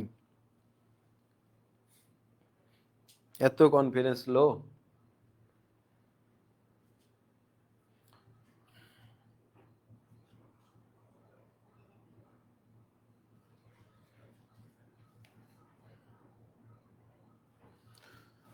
এইটা তো দেখলাম 17-র বিস্ময় সূচক অব্যয়, এটা তো দেখলাম। ওকে, আমাদের এমসিকিউ সলভ শেষ। এখন দেখো এখানে তোমাদের একটা লেখা আছে, ভেঙে পড়ার অধিকার তোমার নেই, কারণ হাজারটা স্বপ্ন তোমার এই একটা জয়ের অপেক্ষায় প্রহর গুনতেছে। তো দেখো, তোমার কোনো ভেঙে পড়ার অধিকার নাই। তোমার জন্য কি? হাজারটা স্বপ্ন এই একটা জয়ের প্রহর গুনতেছে। তুমি শুধুমাত্র শুধুমাত্র তোমার জন্যই লড়াই করতেছো অ্যাডমিশনে? তোমার জন্য কি লড়াই করতেছো? তোমার জন্য লড়াই করতেছো না। তোমার পেছনে তোমার পিতা মাতা আছে, তোমার আত্মীয় স্বজন আছে, তোমার শিক্ষকরা আছে। তুমি অনেক মানুষের স্বপ্ন লালন করে তাদের স্বপ্ন পূরণের জন্য তুমি পরিশ্রম করছো। দিন শেষে এই হাজারটা মানুষের ভিড়ে 2জন মানুষের জন্যই তুমি এই পরিশ্রমটা মূলত তোমার করা উচিত। সেটা হলো তোমার পিতা মাতা। দিন শেষে আমরা তাদের কি দিতে পারছি ভাই? তারা আমাদের থেকে কি চায়? যে কোটি কোটি টাকা দাও আমাকে, এরকম কি চাই তারা? যে আমার অ্যাডমিশন দিচ্ছ বা তুমি ভালো কিছু করো, দিন শেষে তোমার থেকে তো এটাই চায়, তাই না? এখন আমার এই জায়গাতে অনেক শিক্ষার্থী আছে যাদের পিতামাতা বিভিন্ন পেশায় আছেন। এখন যে যাই পেশাতে আছেন, সে সেই জায়গা থেকে সম্মানিত, তোমার কাছে, আমার কাছে, সবার কাছে। তো তার সম্মানটা কি তুমি বৃদ্ধি করার জন্য লড়াই করতে পারবা না? হুম। এখন কথার কথা, কারো পিতা বা কারো আব্বু সে কৃষক, তো সে বিশ্ববিদ্যালয়ের গণ্ডিতে কোনোদিন আসতে পারবে না চেষ্টা করলেও। কিন্তু তার একটা স্বপ্ন কি, যদি সে বলতে পারে যে আমার ছেলে বিশ্ববিদ্যালয়ে পড়ে, রাজশাহী বিশ্ববিদ্যালয়ে পড়ে বা ঢাকা বিশ্ববিদ্যালয়ে পড়ে বা চট্টগ্রাম, বাংলাদেশের নাম করা একটা বিশ্ববিদ্যালয়ে পড়ে, তখন কিন্তু তার সম্মানটা একটু এলাকাতে বেড়ে যাবে, তোমার জন্য বেড়ে যাবে। তো তখন এইটা অ্যাটলিস্ট মানুষজন বিশ্বাস করবে, তার ছেলে তুমি ভার্সিটিতে পড়তেছো মানে তুমি বাংলাদেশের সর্বোচ্চ পর্যায়ে যাইতে পারো, মানে ওর বাপের সাথে কথা বলতে হলে ভাবে চিন্তে কথা বলা লাগবে। এই সম্মানটা তুমি দিতে পারবা না? এলাকার মানুষজন থেকে শুরু করে যারা তোমার আব্বুকে কটূক্তি করে কথা বলতে বা সম্মান দিত না, তারাও কিন্তু সম্মান দিয়ে, এই যেহেতু পুলিশ ক্যাডার হবে, বিসিএস এ ফরেন ক্যাডার হবে, কিংবা বড় একটা কিছু হবে, তো তখন তুমি কার বাপের সাথে কথা বলতেছো ভাই, এটা একটু মাথায় রাখো। এই সম্মানটা কি তুমি দিতে পারবা না? হ্যাঁ, অবশ্যই তো তোমাকে দিতে হবে, তাই না? এখন তোমাদের এই জায়গাতে একটা বিষয় মাথায় রাখি, যে আমরা যেভাবে পরিশ্রম করতেছি, দিন শেষে এই জায়গাতে পরিশ্রমটা আমরা করতেছি, কিন্তু আমাদের জন্য লড়ে যাচ্ছে আমাদের পিছনে আমার পিতা মাতা, খুব নিরলস ভাবে। ভাই এদেরকে আমরা কোনো পেমেন্ট করি? যে আমাদের জন্য যে এরা খাটতেছে, আমাদের জন্য যে চিন্তা করতেছে, আমাদের নিয়ে ভাবতেছে, আমাদের জন্য এত কিছু করতেছে, দিন শেষে আমার মা, আমার আব্বা, এদেরকে আমরা দিন শেষে কি কোনো পেমেন্ট দিই? হ্যাঁ, পৃথিবীতে তো কেউ পেমেন্ট ছাড়া, মানে টাকা ছাড়া কোনো কাজ করে না বা স্বার্থ ছাড়া কোনো কাজ করে না, কিন্তু এই মানুষগুলা ভাই আমাদের উপর এত ভরসা করে যাচ্ছে। আমি পারতেছি না ভাই, আমাকে আবার সাহস দিচ্ছে। আমি ভুল করছি বারবার, তারপরে আমাকে উঠে দাঁড়ানোর জন্য সাহস দিচ্ছে। তাইলে তোমার কি ভেঙে পড়ার অধিকার আছে? তোমার কি ভেঙে পড়ার অধিকার আছে? তোমাকে তো লড়াই করতেই হবে। এই অ্যাডমিশন নামক যুদ্ধটা তোমাকে জিততে হবে না? এই যুদ্ধটা জিতে যদি তুমি তাদের সম্মান এনে দিতে পারো, তাদের জন্য যদি পরিশ্রম করে তাদের জন্য সফলতা এনে দিতে পারো, তাহলে তুমি কেন লড়াই করবে না? আমাকে বলো যে লড়াই না করার একটা কারণ দেখাও। দিন শেষে তোমাকে যদি হাল ছেড়ে দেওয়ার 100টা কারণ খুঁজে পাও, ওই একটা কারণ যার জন্য তোমাকে উঠে দাঁড়াতে হবে সেটা হলো তোমার পিতামাতা। এই একটা কারণ ওই 100টা কারণের থেকে শক্তিশালী, বুঝছো?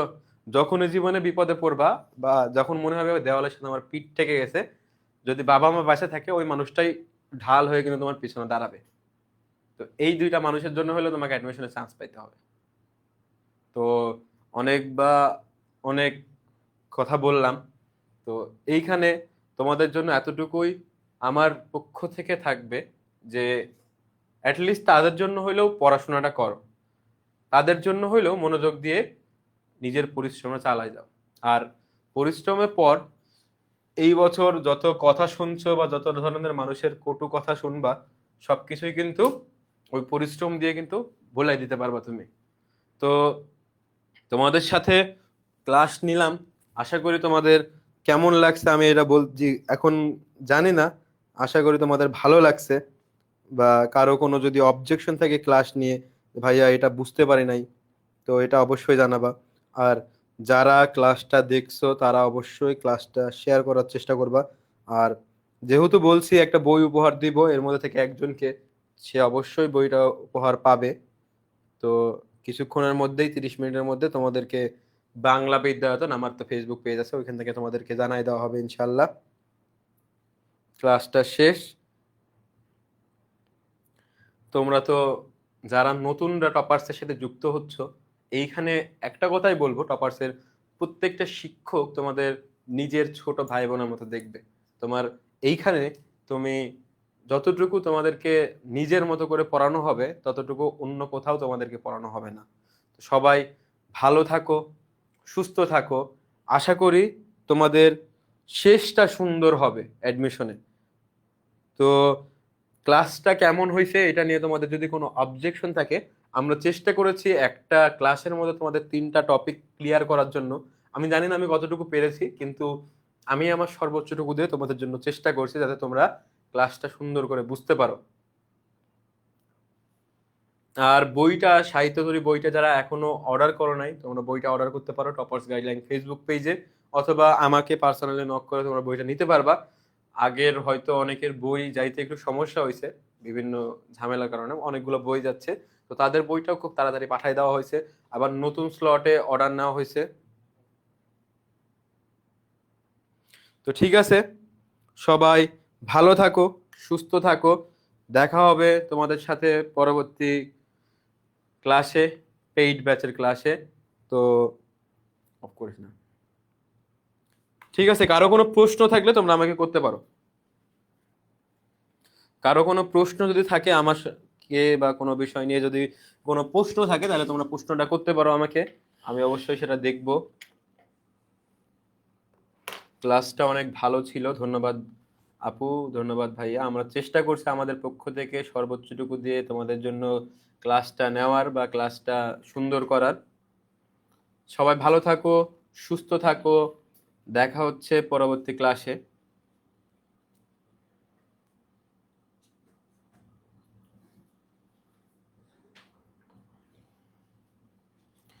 সবাই ভালো থাকো, সুস্থ থাকো। আল্লাহ হাফেজ, সবাই ভালো থাকো। আমরাও চেষ্টা করছি আমাদের পক্ষ থেকে সর্বোচ্চটুকু দেওয়ার। সমস্যা নাই।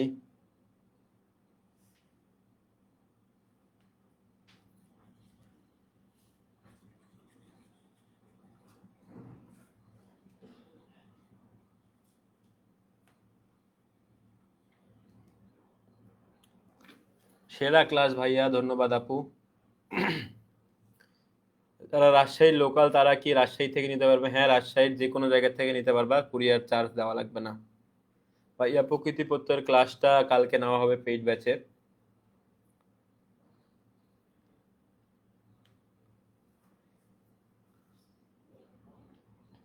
ঠিক আছে, সবাই ভালো থাকো। রাজশাহীতে যারা আসো, রাজশাহীতে আমাদের টপার্সের পেজ থেকে তোমরা অর্ডার করলে এখান থেকে সরাসরি বইটা নিতে পারবা, সমস্যা নাই। রাজশাহী থেকে নিতে পারবা, কুরিয়ার চার্জ দেওয়া লাগবে না তোমাদের।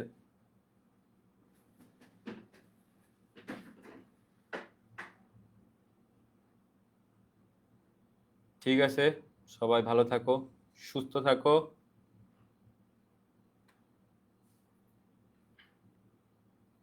ওকে, আল্লাহ হাফেজ।